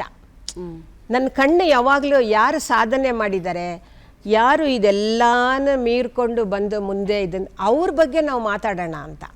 ಯಾಕೆ ಗೊತ್ತಾ, ಅಂಥ ಒಂದು ಕೇಸ್ ಇದ್ದರೆ, ನಿನ್ನೆ ನಾನು ಒಂದು ಕೇಸ್ ನೋಡಿದೆ ಅಂಥದ್ದು. ಎಷ್ಟೊಂದು ಬದುಕಿನ ಅಡೆತಡೆಗಳು, ಕಷ್ಟಗಳು ಎಲ್ಲವನ್ನು ದಾಟ್ಕೊಂಬಂದು ನಗುತ್ತಾ ಹೂವಿನ ವ್ಯಾಪಾರ ಮಾಡ್ತಾ ಇರೋಂಥ ಒಂದು ಹೆಂಗಸು. ಅವಳ ಗಂಡ ಸತ್ತ ಅಂದ್ಬಿಟ್ಟು ಅವಳು ಹೂವು ಮುಡ್ಕೋಬಾರ್ದು ಅಂತ ಹೇಳಿದ್ರಂತೆ. ನಾನು ಅವಳ ಹತ್ರ ಹೂವು ತೊಗೊಳ್ಳುವಾಗ ನಾನು ಅರ್ಧ ಕಟ್ ಮಾಡಿ ನೀನು ಮುಡ್ಕೋ ಅಂತ ಕೊಟ್ಟೆ. ಅವಳು ನನಗೆ ಮುಡ್ಕೊಳ್ಳೋಕ್ಕೆ ನನಗೇನು ಅಭ್ಯಂತರ ಇಲ್ಲ, ಮತ್ತು ನನಗೆ ಇಷ್ಟ ಕೂಡ. ಆದರೆ ನಮ್ಮ ಮನೆಯವ್ರು ಇದ್ದಾರಲ್ಲ ಅವರೆಲ್ಲ ನಾನಂದರೆ ನಿಂಗೆ ಇಷ್ಟ ಇದೆ ತಾನೇ, ಇವಾಗ ನೀನು ಮುಡ್ಕೊ, ನೀನು ಇವತ್ತು ಮನೆಗೆ ಹೋಗೋ, ಏನು ಹೇಳ್ತಾರೆ ನೋಡೋಣ ಅಂತ. ಮಾರನೇ ದಿವಸ ಹೋದಾಗ ಯಾರು ಏನು ಮಾತಾಡಲಿಲ್ಲ ಅಂತಂದ್ಲು. ಅಂದರೆ ಸಣ್ಣ ಸಣ್ಣ ವಿಷಯದಲ್ಲಿ ಕೂಡ ಮಹಿಳೆ ಮಾಡೋ ಸಾಧನೆ ಇದೆಯಲ್ಲ, ಅದನ್ನು ನಾವು ಗಮನಿಸಿ ಮಾತಾಡಿದಾಗ ಬಹಳಷ್ಟು ಬದಲಾವಣೆ ಆಗಿದೆ ಅಂತ. ನನಗೆ ಆ ಕಡೆನೇ ದೃಷ್ಟಿ ಯಾವಾಗಲೂ, ಬದಲಾವಣೆಯ ಕಡೆಗೆ, ನಾವು ಸಾಧನೆ ಮಾಡ್ತಾ ಇರೋ ಕಡೆಗೆ. ಇಲ್ದಿದ್ರೆ ಏನಾಗುತ್ತೆ ಗೊತ್ತಾ, ಅಳ್ತಾ ನಾವಿನ್ನೂ ಅಲ್ಲೇ ಇದ್ದುಬಿಡ್ತೀವಿ ಅಂತ ಅಂದ್ಬಿಟ್ಟು, ಆಗಿಲ್ಲ ಅಂತಂದ್ಬಿಟ್ಟು. ಇನ್ನೊಬ್ಳು ಮಹಿಳೆ ಹತ್ರ ನಾನು ಮಾತಾಡ್ತಿದ್ದಾಗ ಅವಳ ಗಂಡನೂ ಕುಡಿದು ತೀರ್ಕೊಂಬಿಟ್ಟಿದ್ದು. ಅದಾಗಿ ಒಂದು ವರ್ಷ ಆದಮೇಲೆ ಅವಳು ಬಂದು ನನ್ನ ಹತ್ರ ಒಂದು ಸ್ವಲ್ಪ ದುಡ್ಡು ಕೇಳಿದ್ಲು, ಅಡ್ವಾನ್ಸ್ ಕೇಳಿದ್ಲು, ನಾನು ಆಮೇಲೆ ಕೊಡ್ತೀನಿ ಅಂತ. ಯಾಕೆ ಅಂದರೆ ನಾನೊಂದು ಕರಿಮಣಿ ಸರ ಮಾಡಿಸ್ಕೋಬೇಕು, ತಾಳಿ ಮಾಡಿಸ್ಕೋಬೇಕು ಅಂತ. ಯಾಕೆ ಅಂದರೆ ಅವಳ ಗಂಡ ಅವಳು ಕರಿಮಣಿ ಸರನ ತೊಗೊಂಡೋಗಿ ಅಡ ಇಟ್ಬಿಟ್ಟು ಕುಡಿದ್ಬಿಟ್ಟು ಹಾಳು ಮಾಡಿ, ಅವಳ ಗಂಡ ಸತ್ತೋಗಿರ್ಬೋದು, ನಾನು ಯಾಕೆ ಹಾಕೋಬಾರ್ದು, ನನಗದಿಷ್ಟ ಅಂತ ಹೇಳಿ ಅವಳು ಮಾಡಿಸ್ಕೊಂಡು ಹಾಕ್ಕೊಂಬರ್ತಾ ಇದ್ದಾಳೆ. ಈಗ ನನಗೆ ಆ ಸಣ್ಣ ವಿಷಯ ಕೂಡ ದೊಡ್ಡ ಸಾಧನೆ ಅಂತ ನನಗನ್ಸುತ್ತೆ. ಹಾಗಾಗಿ ನಾವು ಮಹಿಳಾ ದಿನಾಚರಣೆಯಲ್ಲಿ ಭಾರಿ ದೊಡ್ಡದನ್ನು ಮಾತ್ರ ಸಂಭ್ರಮಿಸೋದಲ್ಲ, ಸಣ್ಣ ಸಣ್ಣ ಆಸೆಗಳನ್ನು ಪೂರೈಸ್ಕೊಳ್ತಾ ಇರುವಂಥ ಈ ಸಣ್ಣ ಸಣ್ಣ ಜನಗಳಿದಾರಲ್ಲ, ಹೆಣ್ಣು ಮಕ್ಕಳು, ಅದನ್ನು ನಾನು ಸಂಭ್ರಮ ಪಡ್ತೀನಿ ತುಂಬ. ಇದೇ ಸಮಯದಲ್ಲಿ ನಾನೊಂದು ಚಿಕ್ಕ ಉದಾಹರಣೆ ನಾನು ಕೊಡ್ಲಿಕ್ಕೆ ಇಷ್ಟಪಡ್ತೀನಿ. ನಮ್ಮ ಮನೆಯಲ್ಲೇ ಸೆಕ್ಯೂರಿಟಿನಲ್ಲಿ ಕೆಲಸ ಮಾಡೋ ಒಂದು ಮಗು, ನಿನ್ನ ಹೆರಿಗೆ ಎಷ್ಟು ಟೈಮ್ ಆಯ್ತೆ ಪುಟ್ಟಿ ಅಂತ ಕೇಳಿದೆ. ಮೇರಾ 3 दिन 3 रात हुआ था. ಎಷ್ಟು ಸರಾಗವಾಗಿ ಹೇಳಿದ್ಲು ಅಂದರೆ, ಮನೆಯಲ್ಲಿ 3 ರಾತ್ರಿ 3 ಹಗಲು ನೋವು ತಿಂದು ಮಗುನ ಡೆಲಿವರ್ ಮಾಡಿಸಿದಾಳು ಅವಳು. ಎಷ್ಟು ಆರಾಮಾಗಿದ್ದಾಳೆ ಅಂದರೆ, ಬೇರೆ ದೇಶದಿಂದ ಬಂದು ಈಗ ಈ ದೇಶದಲ್ಲಿ ಬದುಕು ಕಟ್ಕೊಂಡು, ಯಾರು ದೀದಿ ನಾನು ಯಾರೂ ನೋಡಲಿಲ್ಲ, ಇವತ್ತು ಅವ್ರಿಗೆಲ್ಲ ಫ್ಲೈಟಲ್ಲಿ ಓಡಾಡೋಕ್ಕೆ ನಾನು ಕಾಸು ಕೊಡ್ತಾ ಇದ್ದೀನಿ, ಮನೆ ಕಟ್ಟಿಸ್ತಾ ಇದ್ದೀನಿ ಆ ಊರಲ್ಲಿ. ಒಬ್ಬಳೇ ದುಡಿತಿದ್ದಾಳೆ, ಗಂಡ ಮನೆ ಕಡೆ ನೋಡ್ಕೋತಾನಷ್ಟೇ. ಅವಳೇ ದುಡಿದು ಮನೆ ನೋಡಿಕೊಂಡು ಮಗಳನ್ನ ನೋಡಿಕೊಂಡು ಮಗಳನ್ನ ಓದಿಸ್ಬೇಕು ಅನ್ನೋ ಕನಸು ಹೊತ್ಕೊಂಡು, ಇದು ಎಷ್ಟು ದೊಡ್ಡ ಸಾಧನೆ. ಆದರೆ ನಾಟ್ ಆರ್ಗನೈಸ್ಡ್. ಇಲ್ಲ ಅದರಲ್ಲಿ ನನ್ನ ಒಂದು ಆಕ್ಷೇಪಣೆ ಏನಿದೆ ಗೊತ್ತಾ, ಯಾಕೆ ಆಸ್ಪತ್ರೆಗೆ ಹೋಗಲಿಲ್ಲ? ಅದೇ ಆ ವರ್ಗ ಅವ್ರ ಆಸ್ಪತ್ರೆ ಕಳಿಸೋದಿಲ್ಲ. ಬಹುಶಃ ಈಗಿನ ಬುದ್ಧಿವಂತಿಕೆ ಆಗಿದ್ರೆ ಆ ಹುಡುಗಿ ಹೋಗ್ತಿದ್ಲು. ಹೇಳಿದ ಮಹಿಳೆಯರ ಪ್ರಾಥಮಿಕ ಆರೋಗ್ಯ ಇದೆಯಲ್ಲ, ಅದು ಬಹಳ ಮುಖ್ಯ, ಬಹಳ ಬಹಳ ಮುಖ್ಯ. ಎಲ್ರಿಗೂ ನಾವು ಹೇಳ್ಕೊಡ್ಬೇಕಾಗಿರೋದು ಅದೇನೆ. ಈಗ ನೀವು ಮಾತಾಡಿದಾಗ್ಲೂ ಅದೇ ಅನ್ಕೊಂಡೆ, ಅವರಿಗೆ ತಮ್ಮ ದೇಹವನ್ನು ಸರಿಯಾಗಿ ನೋಡ್ಕೊಳ್ಳೋವಂಥದ್ದು, ತಮ್ಮ ಸ್ವಾಸ್ಥ್ಯವನ್ನು ನೋಡ್ಕೊಳ್ಳೋದು ಬಹಳ ಮುಖ್ಯ ಅಂತ ನಾವು ಹೇಳ್ಕೊಡ್ಬೇಕು. ಮತ್ತು ಮೊದಲಂಗೆ ಎಲ್ಲರಿಗೂ ಮನೆಯವ್ರಿಗೆಲ್ಲರಿಗೂ ಬಡಿಸಿ ತಾನು ಹೊಸ್ಕೊಂಡಿರೋದು ಅಂಥ ಟೈಮೆಲ್ಲ ಹೊಟ್ಟೈದು ಅಂತ ತಿಳ್ಕೊತೀನಿ ನಾನು. ಮೊದಲು ನಾವು ಊಟ ಮಾಡ್ಬಿಟ್ಟು ಆಮೇಲೆ ಅವ್ರಿಗೆ ಬಡಿಸ್ಬೋದು ಅಂತ. ಇಲ್ಲ, ನಿಜ, ನೀವು ಹೇಳಿದ ನಿಜ. ಬಹುಶಃ ಈಗಿನ ಅರಿವಾಗಿದ್ದರೆ ಅದು ಬದಲಾವಣೆಯನ್ನೇ ತಂದಿರ್ತಿತ್ತು ಅಂತ. ಇಷ್ಟೆಲ್ಲ ಮಾತಾಡ್ತಿದ್ದೀವಿ. ಮೇಡಮ್ ಹೇಳಿದಾಗೆ ಸೆಲ್ಫ್ ಕೇರ್ ತುಂಬ ಮುಖ್ಯ, ಮುಂದೆ ಹೋಗಬೇಕು. ಬಟ್ ನಾನು ಯಾರು ಅಂತ ಯಾವಾಗ ಹೆಣ್ಣಿಗೆ ಅರ್ಥ ಆಗೋದು? ನಾವೆಲ್ಲರಿಗಾಗಿ ಕೆಲಸ ಮಾಡ್ತಾ ನಾವು ಯಾರು ಅನ್ನೋದನ್ನೇ ಎಷ್ಟೋ ಸಮಯ ಮರೆತು ಬಿಟ್ಟಿರ್ತೀವಿ. ಈ ನಾವ್ಯಾರು ಈ ಹುಡುಕಾಟದಲ್ಲಿ ನನ್ನದು ಒಂದು ಏನು ಅಂದರೆ, ಆದಿ ಕಾಲದಿಂದ ಗಾರ್ಗಿ ಮೈತ್ರೇಯಿ ಕಾಲದಿಂದಲೂ ಹೆಣ್ಮಕ್ಳು ಆಧ್ಯಾತ್ಮವನ್ನು ಹಚ್ಕೊಂಡಿದ್ರು. ಋಷಿ ಪತ್ನಿಯರಿದ್ದರು, ಋಷಿ ಮುನಿಗಳಿದ್ದರು ನಮ್ಮಲ್ಲಿ, ಅಥವಾ ಮೀರಾ ಇರಬಹುದು, ಅಕ್ಕ ಇರಬಹುದು, ಇವರೆಲ್ಲರೂ ಆಧ್ಯಾತ್ಮವನ್ನು ತುಂಬ ಪ್ರೀತಿಯಿಂದ ಅಪ್ಕೊಂಡಿದ್ರು. ಈ ಆಧ್ಯಾತ್ಮದ ಪ್ರಸ್ತುತತೆ ಅಂತ ಹೇಳಬಹುದು, ಅಥವಾ ನಮ್ಮ ಬದುಕಿಗೆ ಹೇಗೆ ಒಂದು ಒಳ್ಳೆಯ ರಹದಾರಿಯನ್ನು ನೀಡಬಹುದು ಅಂತ ನಿಮ್ಗನ್ಸುತ್ತೆ? ಅದ್ರ ಬಗ್ಗೆ ನಾನು ಈಚೆಗೆ ಯೋಚನೆ ಮಾಡ್ತಾಯಿದ್ದೀನಿ. ಏನು ಗೊತ್ತಾ, ಹಿಂದಿನ ಕಾಲದ ಮಹಿಳೆಯರಿಗೆ ಅಥವಾ ಈಗಲಿರೋರ್ಗು ಆಧ್ಯಾತ್ಮ ಅನ್ನೋದು ಒಂದು ರೀತಿಯಲ್ಲಿ ತಮ್ಮ ಬದುಕಿನ ಬವಣೆಗಳನ್ನು ಮರೆಯೋದಕ್ಕೋ ಮೀರುವುದಕ್ಕೋ ಸಹಿಸಿಕೊಳ್ಳೋದಕ್ಕೋ ಒಂದು ಆಸರೆ ಆಗಿತ್ತು, ದೇವರನ್ನು ನಂಬೋದು. ಇವತ್ತಿನ ಸಮಾಜದಲ್ಲಿ ಏನಾಗಿದೆ ಅಂದರೆ, ನೈತಿಕತೆಯ ಭಯ ಇಲ್ಲ, ದೇವರ ಭಯ ಇಲ್ಲ, ಬೇರೆ ಯಾವ ಭಯನೂ ಇಲ್ಲ. ಸೊ ನಿರ್ಭಯವಾದ ಸಮಾಜಕ್ಕೆ ನಾವು ಬಂದು ತಲುಪಿಬಿಟ್ಟಿದ್ದೀವಿ. ಸೊ ಹಿಂದಿನ ಕಾಲದಲ್ಲಿ ಒಂದು ಆ್ಯಂಗಲಲ್ಲಿ ನೋಡಿದ್ರೆ ಆವಾಗಿನ ಹೆಣ್ಣುಗಳಿಗೆ ಈ ಆಧ್ಯಾತ್ಮ ಅನ್ನೋದು ಒಂದು ಎಸ್ಕೇಪ್ ಆಗಿತ್ತೇನೋ ಅಂತ ಕೆಲವರು ಹೇಳ್ತಾರೆ. ಯಾಕಂದರೆ ನಾನು ದೇವಸ್ಥಾನಕ್ಕೆ ಹೋಗ್ತೀನಿ ಅಂದರೆ ಯಾರು ಮನೇಲಿ ಬೇಡ ಅನ್ನಲ್ವಲ್ಲ, ಸೊ ದೇವ್ರ ಪೂಜೆ ಮಾಡ್ತೀನಿ ಅಂದರೆ ಬೇಡ ಅನ್ನಲ್ವಲ್ಲ. ಹಾಗಾಗಿ ಈ ದೇವರ ಧ್ಯಾನ, ದೇವರ ಪೂಜೆ, ದೇವರಲ್ಲಿ ತೊಡಗಿಕೊಳ್ಳೋದು ಒಂದು ಎಸ್ಕೇಪ್ ಇದ್ದಿರಬಹುದು. ನಾವು ವಚನಗಳಲ್ಲಾಗಲಿ ಅಥವಾ ಹರಿದಾಸ ಮಹಿಳೆಯರಲ್ಲಾಗಲಿ ನೋಡಿದಾಗ ಆ ಒಂದು ಸಂಪೂರ್ಣ ಶರಣಾಗತ ಭಾವವನ್ನು ನಾವು ನೋಡ್ತೀವಿ. ಎಷ್ಟೊಂದು ಕಾಪಾಡು ನನ್ನನ್ನು ನಿನಗೆ ನಾನು ಮೊರೆ ಹೊಕ್ಕಿದ್ದೀನಿ, ನನ್ನನ್ನು ನೀನೇ ರಕ್ಷಿಸಬೇಕು ಅಂತ ಕೇಳ್ಕೊಳ್ಳೋದಿದೆಯಲ್ಲ, ಆ ದೀನತೆಯ ಹಿಂದೆ ಆ ಎಲ್ಲ ಹೆಣ್ಣುಗಳ ನೋವು ಇದೆ ಅಂತ ನನಗೆ ಅನ್ನಿಸುತ್ತೆ. ಆ ಎಲ್ಲ ನೋವನ್ನು ಮರೆಯೋದಕ್ಕೆ ಅವರು ಆಧ್ಯಾತ್ಮದ ಮೊರೆ ಹೊಕ್ಕರು ಅಂತ. ಇವತ್ತಿನ ಕಾಲದಲ್ಲಿ ಏನಾಗ್ತಿದೆ, ಎಷ್ಟು ಜನ ಹೆಣ್ಣು ಮಕ್ಕಳಿಗೆ ಆ ನಿಜವಾದ ಭಕ್ತಿ ಇದೆ, ಅಥವಾ ದೇವಸ್ಥಾನಕ್ಕೆ ಹೋಗಿ ಅಥವಾ ಪೂಜೆ ಪುರಸ್ಕಾರಗಳನ್ನು ಮಾಡಿ ವ್ರತ ನೇಮಾದಿಗಳನ್ನು ಮಾಡಿದರೆ ಒಂದು ರೀತಿಯ ಸಮಾಧಾನ ಸಿಗುತ್ತೆ ಅಂತಂದ್ಬಿಟ್ಟು ಮಾಡ್ತಾಯಿದ್ದಾರೆ. ನಾವು ಅದನ್ನು ಮಾಡಬೇಡಿ ಅಂತ ಹೇಳೋಕ್ಕೆ ನಮಗೆ ಹಕ್ಕಿದೆಯಾ? ಅಕಸ್ಮಾತ್ ಒಬ್ಬ ಹೆಣ್ಣು ಮಗಳು ಮನೆಯ ದೌರ್ಜನ್ಯಗಳನ್ನೆಲ್ಲ ಸಹಿಸ್ಕೊಂಡು ಅದನ್ನು ವಿರೋಧಿಸೋಕ್ಕಾಗದೆ ಅನಿವಾರ್ಯವಾಗಿ ಒಂದು ಕಷ್ಟದ ದಿನಗಳಲ್ಲಿರುವಾಗ ಆಕೆ ಭಕ್ತಿಯ ಮೊರೆ ಹೋದರೆ, ಅಷ್ಟಾದರೂ ಅವಳಿಗೆ ಸಾಂತ್ವನ ಸಿಕ್ಕಿದ್ರೆ, ಅದನ್ನು ನಾವು ಪ್ರಶ್ನಿಸೋಕ್ಕೆ ನಮಗೆ ಅದು ಸರಿಯಾ, ಪ್ರಶ್ನಿಸೋದು ಸರಿಯಾ ಅಂತಲೂ ಇದೆ. ಆದರೆ ಯಾರಿಗೆ ಆಧ್ಯಾತ್ಮದ ಮೊರೆ ಹೊಕ್ಕು ತಮ್ಮನ್ನು ತಾವು ಕಾಪಾಡಿಕೊಳ್ಳಬಹುದು, ತಮ್ಮ ಬದುಕನ್ನು ಸಹ್ಯ ಮಾಡಿಕೊಳ್ಳಬಹುದು ಅಂತ ಅನಿಸುತ್ತೋ ಧಾರಾಳವಾಗಿ ಅದಕ್ಕೆ ಅವರು ಮೊರೆ ಹೋಗಬಹುದು ಅಂತ ಅನಿಸುತ್ತೆ. ತುಂಬ ನಾವು ಬೌದ್ಧಿಕವಾಗಿಯೇ ಯಾವಾಗಲೂ ಯೋಚನೆ ಮಾಡೋಕ್ಕಾಗಲ್ಲ. ನಮ್ಮದೊಂದು ಭಾವನಾತ್ಮಕ ಬದುಕು ಇದ್ದೇ ಇರುತ್ತಲ್ವ. ಸೊ ಹಾಗಾಗಿ ನನಗೆ ಯಾರಾದರೂ ಈಗ ಒಂದು ಸಣ್ಣ ಉದಾಹರಣೆ, ಅದು ಸ್ವಲ್ಪ ವಿಷಯಾಂತರ ಆಗ್ಬೋದು, ಆದರೂ ಹೇಳ್ತೀನಿ. ಅಯ್ಯಪ್ಪ ಸ್ವಾಮಿ ಬಗ್ಗೆ ಆದ ದೊಡ್ಡ ಇದು, ಈಗ ನಾವು ಸ್ತ್ರೀವಾದಿ ಅಂದ್ಬಿಟ್ಟು ಯಾಕೆ ಹೆಂಗಸರಿಗೆ ಬಿಡಬಾರ್ದು ಅಂತ ಹೇಳಿ ಜಗಳ ಮಾಡಿ ಹೋಗೋದು ಅಂತ ಇತ್ತು. ನಾನೇನು ಯೋಚನೆ ಮಾಡಿದೆ ಗೊತ್ತಾ, ಅಯ್ಯಪ್ಪ ಸ್ವಾಮಿನೋ ಅಥವಾ ಬೇರೆ ಯಾವುದೋ ಒಂದು ದೇವರಿಗೆ ಒಂದು ಲೆಜೆಂಡ್ ಇರುತ್ತೆ. ನಿಮಗೆ ಅದನ್ನು ನಂಬಬೇಕಾದರೆ ನೀವು ಆ ಲೆಜೆಂಡನ್ನು ನಂಬಬೇಕು. ನಾನು ಲೆಜೆಂಡ್ನ ನಂಬಲ್ಲ, ಆದರೆ ನಾನು ಹೆಣ್ಣಾಗಿರೋದ್ರಿಂದ ನನಗೆ ಬರಬೇಡ ಅಂತ ಹೇಳ್ತಾರೆ ಅಂತ ನಾನು ಬಲವಂತವಾಗಿ ನಾನು ಹೋಗ್ತೀನಿ ಅಂತಂದರೆ, ನಿಮಗೆ ಅದರಲ್ಲಿ ನಂಬಿಕೆನೇ ಇಲ್ಲದಿದ್ದ ಮೇಲೆ ಯಾವುದಕ್ಕಾಗಿ ನೀವು ಹೋರಾಟ ಮಾಡ್ತಾ ಇದ್ದೀರಿ ಅಲ್ವಾ? ಈಗ ನಾನು ಅಲ್ಲಿಗೆ ಹೋಗಬೇಕು ಅಂದರೆ ಅದು ಟೂರಿಸ್ಟ್ ಸ್ಪಾಟ್ ಅಲ್ಲ, ಅವರೇನೋ ಮಾಡ್ಕೊಂಡಿದ್ದಾರೆ, ನಾನು ಯಾಕೆ ಹೋಗಬೇಕು? ನನಗೆ ಅದರಲ್ಲಿ ನಂಬಿಕೆ ಇಲ್ಲ ಅಂತಂದರೆ ನಾನು ಹೋಗಬಾರ್ದು. ನಾನು ಅದರಲ್ಲಿ ನಂಬಿದ್ದೀನಿ ಅಂತಂದರೆ ಅದರ ಎಲ್ಲವನ್ನು ನಾನು ನಂಬಬೇಕು. ಸೆಲೆಕ್ಟಿವ್ ನಂಬಿಕೆ ಅಲ್ಲಿ ಸಾಧ್ಯ ಇಲ್ಲ ಅಂತ. ಸೊ ನನಗೆ ಈ ಒಂದು ಯಾವುದೇ ಒಂದಾಗಲಿ, ನಾನು ಸುಮ್ಮನೆ ಒಂದು ಉದಾಹರಣೆ ಕೊಟ್ಟೆ, ಯಾವುದೋ ಒಂದರಲ್ಲಿ ನನಗೆ ನಂಬಿಕೆ ಇಲ್ಲ ಅಂತಂದರೆ ನಾನು ಅದಕ್ಕೆ ಅರೆ ಮನಸ್ಸಿನಲ್ಲಿ ಅಥವಾ ಕ್ರಾಂತಿಗೋಸ್ಕರನೇ ನಾನು ಹೋಗಬಾರದು.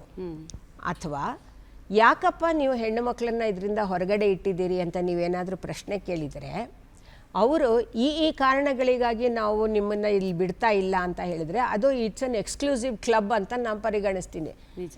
ಅದು ಮೆನ್ಸ್ ಕ್ಲಬ್ ಮಾಡ್ಕೊಂಡು ಹೋಗ್ರಯ್ಯ, ನಮಗೆ ಬೇರೆ ಕ್ಲಬ್ ನಾವು ಮಾಡ್ಕೊತೀವಿ ಅಲ್ವಾ?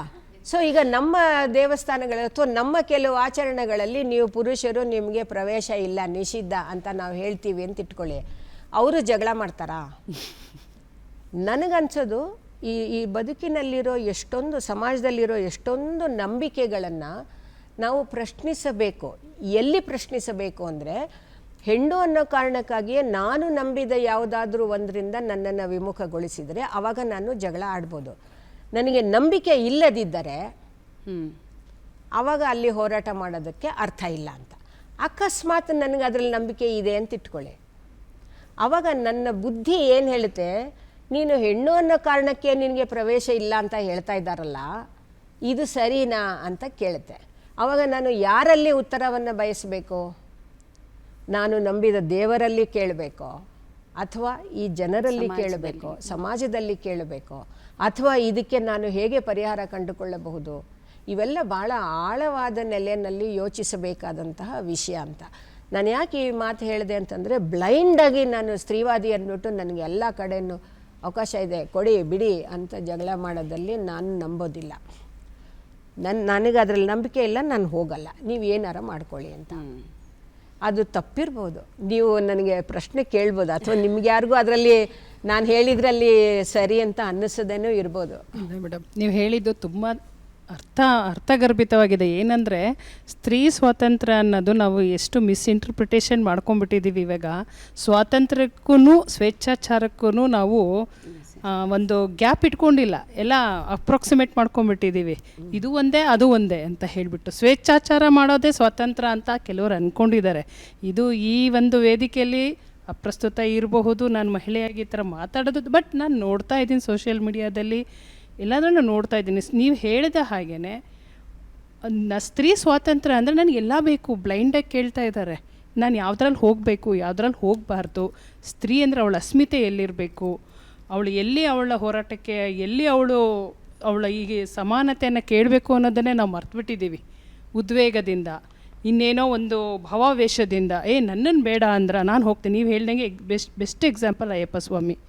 ಹೌದು, ನೀವು ಹೇಳ್ದಂಗೆ ಆ ದೇವ್ರನಲ್ಲಿ ನಂಬಿಕೆ ಇದೆ, ಒಂದು ಆಚರಣೆ ವಿಚಾರಣೆ ಇದೆ ಅಂದರೆ ನಾವು ಅದನ್ನು ರೆಸ್ಪೆಕ್ಟ್ ಮಾಡಬೇಕು. ಅಲ್ಲಿ ನಮ್ಮ ಹೋರಾಟ ಅಗತ್ಯವಿಲ್ಲ ಅಂತ ನಾನು ಅಂದ್ಕೊಳ್ತೀನಿ. ತುಂಬ ಚೆನ್ನಾಗಿ ಹೇಳಿದ್ರು madam, thank you very much. ಇನ್ನೊಂದು, ನೀವು ಅವಾಗಲೇ ವಸ್ತ್ರ ಸಂಹಿತೆ ಬಗ್ಗೆ ಹೇಳಿದ್ರಿ, ಮಾತಾಡಿದ್ವಿ. ಹೌದು, ಅದು ನಮ್ಮ ಸಮಾಜದಲ್ಲಿ ಇವಾಗ ಬಹಳಷ್ಟು ಚರ್ಚೆಯಲ್ಲಿರುವಂಥ ವಿಷಯ. ಅದರಲ್ಲಿ ಎರಡು ವಿರುದ್ಧ ಟ್ರೆಂಡ್ ನಾವು ನೋಡ್ತಾ ಇದ್ದೀವಿ. ಕೆಲವರು ಇದನ್ನು ನಾನು ಭಾಳ ದಿವಸದಿಂದ ಯೋಚನೆ ಮಾಡ್ತಾಯಿದ್ದೆ, ಯಾಕೆ ಈ ಎಂಟರ್ಟೈನ್ಮೆಂಟ್ ಇಂಡಸ್ಟ್ರಿನಲ್ಲಿರೋರು ಮತ್ತು ಅವರನ್ನು ಫಾಲೋ ಮಾಡೋರು, ಕಾಪಿ ಮಾಡೋರು ದೇಹ ಪ್ರದರ್ಶನ, ಅಂಗ ಪ್ರದರ್ಶನಕ್ಕೆ ಯಾಕೆ ಹೆಣ್ಣು ಮಕ್ಕಳು ಒಲಿತಾ ಇದ್ದಾರೆ ಅನ್ನೋದು. ಅವ್ರಿಗೆ ನೀವು ಹಿಂಗೆ ಈಗ ನೀವು ಸೀರೆ ಉಟ್ಕೊಂಡು ಒಂದು, ಅಥವಾ ಸೀರೆ ಒಂದೇ ಅಂತಲ್ಲ, ಯಾವುದೇ ಒಂದು ಡ್ರೆಸ್ ಹಾಕ್ಕೊಂಡು ನೀವು ಬಂದು ಅವಾರ್ಡ್ ತೊಗೊಳ್ಬೋದು, ನಿಮಗೆ ಯಾರು ಏನು ಪ್ರಶ್ನೆ ಮಾಡಲ್ಲ. ಯಾಕೆ ಅಂಗ ಪ್ರದರ್ಶನ ಮಾಡುವ ಗೀಳು ಅಂತ ನಾನು ತುಂಬ ಇದ್ರ ಬಗ್ಗೆ ರಿಸರ್ಚ್ ಮಾಡ್ತಾ ಇದ್ದೆ. ಯಾತಕ್ಕೆ ಹೆಣ್ಣು ಮಕ್ಕಳು ಅಂಗ ಪ್ರದರ್ಶನ ಮಾಡಬೇಕು? ಅದಕ್ಕೆ ಉತ್ತರ ಬರೋದೇನು ಗೊತ್ತಾ, ನಮ್ಮ ಇಷ್ಟ, ನನ್ನ ಮೈ ಬಾಡಿ ಮೈ ರೈಟ್ ಅಂತ ಅಂದ್ಬಿಟ್ಟು ಹೇಳ್ತಾರೆ. ಇವಾಗ ನಾವು ಹೆಂಗೆ ವುಮನ್ ಈಕ್ವಲ್ಸ್ ಹರ್ ಬಾಡಿ ಅನ್ನೋಂಥ ಒಂದಿದೆ. ನಿನ್ನೆ ಒಂದು ರೀಲ್ ನೋಡಿದೆ ನಾನು, ಪೂರ್ತಿ ಮೈ ಬಿಟ್ಕೊಂಡು ಎಲ್ಲೋ ಒಂದು ಸುಮ್ಮನೆ ನೆಪಕ್ಕೆ ಅಂತ ಹಾಕೊಂಬಂದು ಅದನ್ನು ಎಲ್ಲರಿಗೂ ತೋರಿಸ್ಕೊಂಡು ಅದು ವೈರಲ್ ಆಗಿ ಇವಳು ಭಾಳ ಈ ಥರ ಏನಕ್ಕೆ, ಅದರ ಹಿಂದಿನ ಸೈಕಾಲಜಿ ಏನು ಅಂತ ನಾನು ಅರ್ಥ ಮಾಡ್ಕೊಳ್ಳೋಕ್ಕೆ ಪ್ರಯತ್ನ ಪಡ್ತಾ ಇದ್ದೀನಿ ಅಂತ. ಅಂಗ ಪ್ರದರ್ಶನದ ಹುಚ್ಚು ಯಾಕೆ ಮಹಿಳೆಯರಿಗೆ? ಈ ಪ್ರಶ್ನೆ ಕೇಳಿದರೆ ನಾನು ಸ್ತ್ರೀವಾದಿಗೆ ವಿರೋಧಿ ಆಗ್ತೀನಿ ಅಂತ ಆಗ್ತೀರಾ? ಹೌದು. ಆದರೆ ನಾನು ನನ್ನ ಇಷ್ಟ ಅಂತ ಹೇಳ್ಬೋದು, ನಾನು ಹೆಂಗೆ ಬೇಕಾದರೂ ಮೈ ತೋರಿಸ್ಬೋದು, ನೀನು ನನ್ನನ್ನು ನೋಡಬಾರ್ದು ಅನ್ನೋ ಒಂದು ಆರ್ಗ್ಯುಮೆಂಟ್ ಇದೆ ಅಲ್ಲಿ. ಅದಲ್ಲಿ ಎಂಥ ಒಂದು ಡೈಕಾಟಮಿ ಇದೆ ನೋಡಿ. ಈಗ ಎಷ್ಟೊಂದು ಜನದ ಹೆಸರು ಹೇಳ್ಬೋದು, ಅಲ್ಲಿ ಹೇಳಬಾರ್ದು ಇಲ್ಲಿ ಅಂತ ಅಂದ್ಬಿಟ್ಟು. ಆವಾಗ ಅಂಗ ಪ್ರದರ್ಶನ ಮಾಡ್ಕೊಂಡು ಬಂದಾಗ ಅವನನ್ನು ನೋಡ್ದ, ಅವನು ಹಿಂಗೆ ಮಾಡ್ದ ಅಂತ ಅಂದಾಗ ನೀವು ಅವನಿಗೆ ಪನಿಷ್ಮೆಂಟ್ ಅಂತ ಹೇಳ್ತಿರೋ ಅಥವಾ ಇವಳಿಗೆ ಟೀಕೆ ಮಾಡ್ತಿರೋ? ಎಷ್ಟು ಒಳ್ಳೆಯ ಆವರಣದಲ್ಲಿ ಒಂದು ಚಂದದ ಚರ್ಚೆಯನ್ನು ನಾವು ಮಾಡಿದ್ವಿ. ಇನ್ನೂ ಹಲವಾರು ಪ್ರಶ್ನೆಗಳು ಖಂಡಿತವಾಗ್ಲೂ ಇದೆ, ಆದರೆ ಸಮಯ ನಮ್ಮ ಹಿಂದೆ ಬೆನ್ನು ತಟ್ಟಿ ಕಾಯ್ತಾ ಇದೆ, ಸಮಯ ಆಗಿದೆ ಅಂತ. ಒಂದು ಒಳ್ಳೆಯ ಮಹಿಳಾ ದಿನಾಚರಣೆಯ ವಿಶೇಷವನ್ನು ನಾವಿವತ್ತು ಎಲ್ಲರೂ ಆಸ್ವಾದಿಸಿದ್ದೀವಿ. ಪ್ರತಿಭಾ ನಂದಕುಮಾರ್ ಮೇಡಮ್, ಕೊನೆಯದಾಗಿ ಒಂದು ಮಾತು ಹೇಳ್ತೀನಿ ನಾನು. ನಾವು ಭಾಳ ಕ್ಯಾಶುಯಲ್ ಆಗಿ ಮಾತಾಡಿದ್ವಿ, ಮನೆಯಲ್ಲಿ ಅಕ್ಕ ತಂಗಿರು ಮಾತಾಡ್ಕೊಂಡು ಹಂಗೆ ಮಾತಾಡಿದ್ವಿ. ನಾವು ನಿಜವಾಗೂ ಪರಿಗಣಿಸಬೇಕಾಗಿರೋದು ಕಾನೂನಾತ್ಮಕವಾಗಿ ಮಹಿಳೆಯರಿಗೆ ಸಿಕ್ಕಿರುವಂತಹ ಸಬಲತೆಯ ಅಸ್ತ್ರಗಳೇನು, ಅದು ಎಲ್ಲ ಮಹಿಳೆಯರಿಗೂ ಗೊತ್ತಾಗಬೇಕು. ಎಲ್ರಿಗೂ ನಮಗೆ ಕಾನೂನು ನಮಗೆ ಎಷ್ಟು ನಮ್ಮನ್ನು ಸಬಲರನ್ನಾಗಿಸಿದೆ ಅನ್ನೋದು ಗೊತ್ತಾಗಬೇಕು. ಮತ್ತು ಎರಡನೇದಾಗಿ ಇವೆಲ್ಲವೂ ಎಲ್ಲ ವರ್ಗದ ಮಹಿಳೆಯರಿಗೂ ಸಿಗಬೇಕದು, ಅದು ಲಭ್ಯವಾಗಬೇಕು. ಎಷ್ಟೇ ನೀವು ಕಾನೂನು ಮಾಡಿ ಅದನ್ನು ಬಳಸ್ಕೊಳ್ಳೋಕ್ಕಾಗಲಿಲ್ಲ ಅಂತಂದರೆ ಅದು ಸಮಸ್ಯೆ ಆಗುತ್ತೆ. ಸೊ ನಾವು ಆ ಕಡೆಗೆ ಜಾಸ್ತಿ ಇವತ್ತು ಮಾತಾಡಿಲ್ಲ, ಯಾಕಂದರೆ ಆದಷ್ಟು ಈ ವಿಚಾರಧಾರೆಯಲ್ಲಿ ಭಾವನಾತ್ಮಕವಾದಂತಹ ವಿಚಾರಗಳನ್ನೇ ಹೆಚ್ಚು ಒಳಗೊಂಡ್ವಿ. ಇನ್ನೊಂದಿಷ್ಟು ಚರ್ಚೆಗಳಲ್ಲಿ ನಾವು ಕಾನೂನನ್ನು ಖಂಡಿತವಾಗ್ಲೂ ಮುಟ್ಟೋಣ ಅಂತ ಹೇಳ್ತಾ ಇಷ್ಟು ಚಂದದ ಮಾತುಗಳಾಡಿ ಚಂದವಾಗಿ ಬಂದಿದ್ದೀರಾ. ಮೊದಲನೇದಾಗಿ ಎಷ್ಟು ಒಳ್ಳೊಳ್ಳೆ ಮಾತುಗಳನ್ನ ಆಡಿದ್ದೀರಾ ನೋಡಿ ನೋಡಿ ನಮಗೆಲ್ಲರಿಗೋಸ್ಕರ ಇಷ್ಟು ಚಂದದ ಮಾತುಗಳನ್ನು ಆಡಿದ್ದಕ್ಕಾಗಿ ತಮಗೆ ಆತ್ಮೀಯ ಧನ್ಯವಾದಗಳು madam. Thank you so much. Thank you. ನಮ್ಮ ಕರೆಗೆ ಹೋಗೊಟ್ಟು ಒಂದಿಷ್ಟು ಒಳ್ಳೆಯ ಪ್ರಶ್ನೆಗಳೊಂದಿಗೆ ಬಂದು ಮಾಹಿತಿಯನ್ನು ಹಂಚಲಿಕ್ಕೆ ನಮ್ಮೊಟ್ಟಿಗೆ ಸಾಥ್ ನೀಡಿದ್ದಕ್ಕಾಗಿ ನಿಮ್ಮೆಲ್ಲರಿಗೂ ಕೂಡ ಧನ್ಯವಾದಗಳು. ಮಾರ್ಚ್ 8 ಅಂತಾರಾಷ್ಟ್ರೀಯ ಮಹಿಳಾ ದಿನಾಚರಣೆ. ಅದೊಂದು ದಿನ ಮಹಿಳೆಯನ್ನು ಸಂಭ್ರಮಿಸಿದರೆ ಸಾಲದು. ಮಹಿಳೆ ನಿತ್ಯ ಸಡಗರಕ್ಕೆ ಈಡಾಗುವಂಥವಳು. ಅವಳನ್ನು ನಿಮ್ಮ ಜೊತೆಯಲ್ಲಿ ಕರ್ಕೊಂಡು ಹೋಗಿ ನಾವು ಕೇಳೋದಿಷ್ಟೇ, ಒಂದು ಹಿಡಿ ಗೌರವವನ್ನು ನೀಡಿ. ನೀವಿನ್ನೇನು ಮಾಡಬೇಡಿ, ನಮ್ಮ ಕೆಲಸಗಳಿಗೆ ಒಂದಿಷ್ಟು ಆಗಾಗ ಭೇಷ್ ಚೆಂದ ಕಾಣ್ತಿದೆಯಾ, ಚೆನ್ನಾಗಿ ಕೆಲಸ ಮಾಡ್ತಿದೆಯಾ, ಇಷ್ಟೆಲ್ಲ ನಿಭಾಯಿಸೋಕೆ ಹೇಗಾಗತ್ತೆ ನಿನಗೆ, ಇಷ್ಟು ಹೇಳಿ ಇಡೀ ದಿನ ನಾವು ಚಿನ್ಕುರುಳಿ ಥರ ಇದ್ದೇ ಇರ್ತೀವಿ. ಈ ಮಾತುಗಳನ್ನು ಹೇಳ್ತಾ ಮಹಿಳೆಯರನ್ನು ನಿಮ್ಮಲ್ಲಿ ಒಬ್ಬಳು ಅಂದುಕೊಂಡು ಜೊತೆ ಕರೆದುಕೊಂಡು ಹೋಗಿ ಅವಳನ್ನು ಆಪ್ಯಾಯ ಪ್ರೀತಿಗಳಿಂದ ಮಾತನಾಡಿಸಿ ಪುರಸ್ಕರಿಸಿ, ನಿಮ್ಮ ಮೇಲಧಿಕಾರಿ ಮಹಿಳೆಯಾಗಿದ್ದರೆ ಅವಳ ಕೆಲಸಕ್ಕೆ ನೀವು ಸಾಥ್ ನೀಡಿ. ಮೇಲಿದ್ದಾಳೆ ಅವಳು ಅಂತ ಯಾವತ್ತೂ ಧೋರಣೆಗಳನ್ನ ತೋರಬೇಡಿ. ಎಲ್ಲ ಮಾತುಗಳನ್ನ ಆಡ್ತಾ ಅಂತಾರಾಷ್ಟ್ರೀಯ ಮಹಿಳಾ ದಿನಾಚರಣೆಯ ಹಾರ್ದಿಕ ಶುಭಾಶಯಗಳನ್ನು ಸಲ್ಲಿಸುತ್ತಾ, ಇದು ಒಂದು ದಿನಕ್ಕೆ ಸೀಮಿತವಾಗದಿರಲಿ, ಇನ್ನಷ್ಟು ಮಗದಷ್ಟು ಮಹಿಳೆಯರಿಗೆ ಪುರಸ್ಕಾರ ದೊರೆಯಲಿ ಅಂತ ಹೇಳ್ತಾ ನನ್ನ ಮಾತುಗಳನ್ನ ಮುಗಿಸ್ತೇನೆ. ಧನ್ಯವಾದ. ಶಕ್ತಿ ನಾರಿ ಶಕ್ತಿ